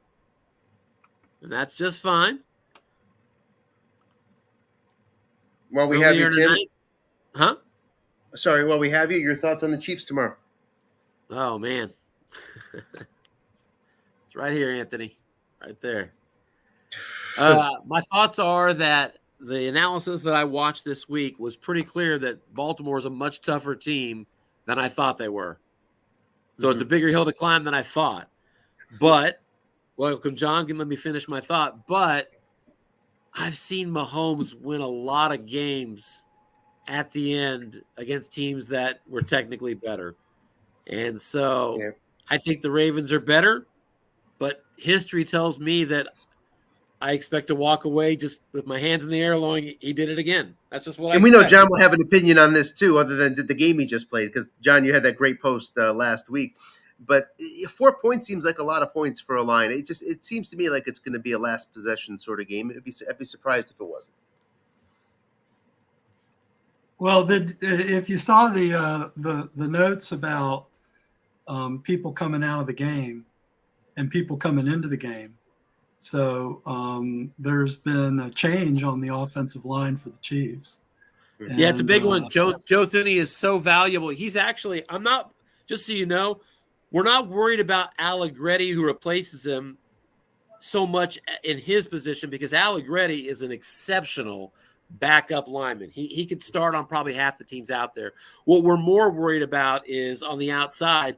Thuney is so veteran that he is extremely good at making the linemen near him better. He does a lot to help Donovan Smith survive on that outside, and without Thuney calling out things against such an aggressive defense for the Ravens, that concerns me. Yeah, so if you've got Jadeveon Clowney and Justin Madubuike powering up the middle, and they're Madubuike is a wrecking crew all by himself. He's a rare commodity in the NFL, an interior lineman that can generate that amount of pressure. Geez, that's unique. So and Houston pretty much found that out. Yeah. The Rams found that out. Miami really found that out. It's my hope, really is that the Chiefs' offensive line is good up the middle. Even with Thuney out, I have some trust in Allegretti. I'm more worried about how that impacts my tackle out here. The Eagles came into the Super Bowl last year with a bevy of sacks and pressure-capable gentlemen that got nothing. They didn't get home all night, and I'm not saying that's going to happen here at all, but I like generally our pass blockers up the middle. Yeah, they're a unique bunch though. One of the other things that I've been paying attention and posting weather reports through the week. I don't know how you guys are in the slot. How do you do on natural grass with pouring rain all game? Yeah, Mahomes is a great quarterback in any weather. Defensively, are you sure? Have you checked your stats? Huh? Have you checked those stats? No. Are you going to tell me he's bad? Yeah, there might be a difference. It might be worth taking a look to see what the delta is in the efficiency of the passing attack in bad weather on a bad track versus a good track. You're welcome to look at that. Historically, what I have found is anytime they pull up like splits for Mahomes, he's been so consistent that it's like the same. You're like, wow, look at that record he is at home. Then you look and wow, it's the same he is on the road. And no matter what split you're looking at, he's about the same. Just to the eye test, I don't think he's been any different in weather than other games for the most part. Yeah, that'd be an interesting thing to. I worry more about your playmakers. I worry more about defenders, because offensive playmakers know where they're going. Defenders are the ones that have to adapt. And when you're changing positions suddenly defensively, I think that's how some breakaway plays can happen. And kind of like your playmakers. So that worries me a little bit for sure. One of the wild cards in tomorrow would be whether or not Marlon Humphreys he had a full practice yesterday. I don't know what his status is right now, but so he's trending up. And because he was in left practice early on Tuesday, left practice early on Wednesday, had full Wednesday and Thursday, and then Friday had full practice. So he's been a key and to the quality of their pass defense. Pretty good without him, they haven't had him for I think 4 or 5 weeks, maybe longer. So there may be a rust factor. You never know. But he's a pro. He'll be fine. Yeah. The other thing we allude to here is that it's been since 1971. So if you want to ask for a town that is going to be losing its shit. Oh yeah, and also if you're gonna do that, you can't possibly want to beat anybody other than Patrick Mahomes to get there. So you got to like that as your backdrop, I think. Right. So somebody asked me the other time. So my wife actually, she was saying to me the other day. I said, well, at 3:00, there's going to be the playoff game, and she said, well, you've got your meditation class at 4:00. Aren't you going to go to that? In a sense, I will be. I'd be surprised if anybody shows up. I imagine it was a very Purple Friday yesterday. Yeah, Margaret was at her office in Purple Friday. Yeah. So she had Purple Friday. But I don't go to the office. I work from home. So, there it is. Well, can I get a final score prediction from you, John? I'm calling for 19-16. Butker one more field goal than Justin Tucker. That's not the way I see things. I see a couple of great defenses that are going to do some work in the red zone and force field goals. That's kind of why I'm picking that. Yeah, I was thinking more kind of like 26-21. Yeah, the Chiefs don't usually win by 5, but I appreciate the thought, John. No, that's not quite where the not what you were thinking? I misread that, maybe? Huh? I misread that. Yeah. Ravens. You guys are used to playing running quarterbacks, though. Fairly. One of the different kind of running quarterback this time, though. I'm sorry.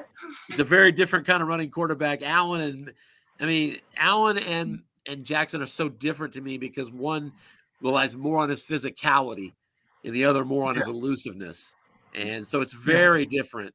I don't think you can just one for one. Oh, I've heard some people with the analysis. Hey, they just did that run quarterback, so they're going to have some practice. They just did it, and I'm like, that's a different cat this time. Totally different. So the thing also that has been so evident and so different, and I have been campaigning hard. Please get rid of this offensive coordinator and bring in somebody that actually knows how to distribute wide receivers across the field in a reasonable way, so that there's a chance that the wide receivers would actually be able to use their talent to break and get some space between them and the defender. Sure. And going and getting Monken this year has been just, this ain't the same old Ravens. This ain't what we had. So anyway, it'll be I couldn't be more excited and more happy that the Chiefs are coming. That it's your team, quality all the way through, and from the coaching staff, and of course, the relationship between Reed and Harbaugh, because Harbaugh is from your tree. There's just no doubt. So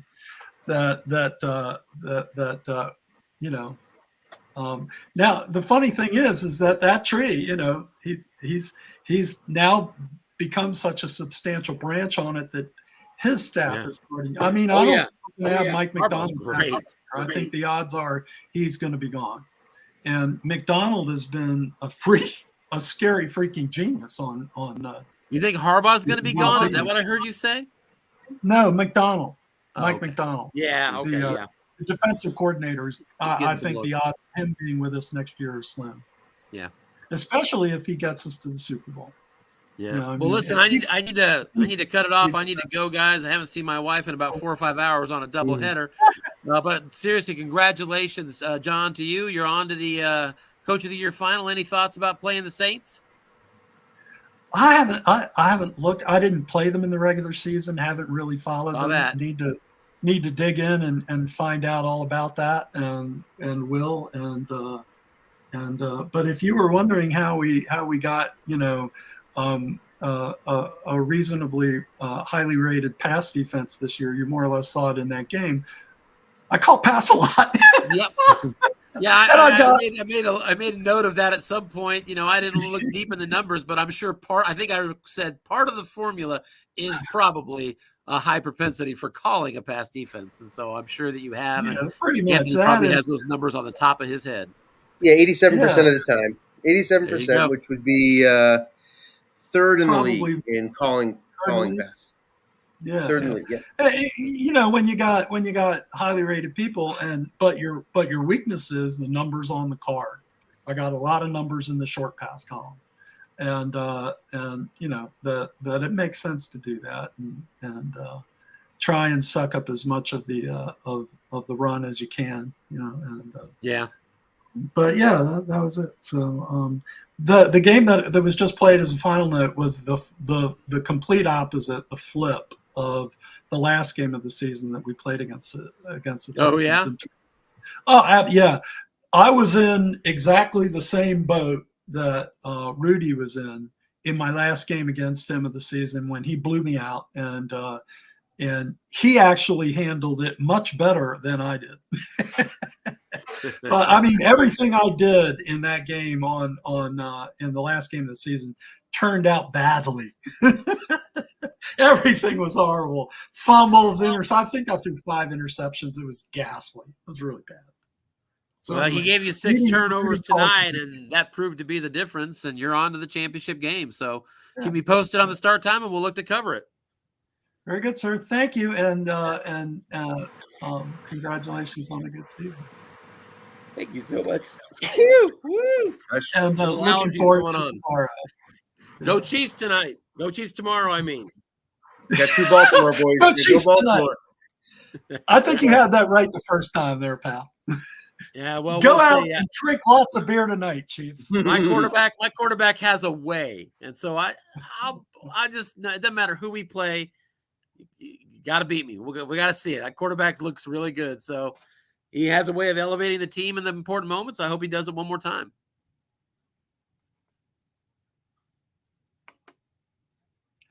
Okay, buddies.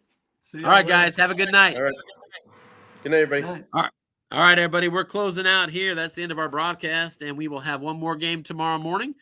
Let's go ahead and get you that kickoff time because now I want to know. What if I forget?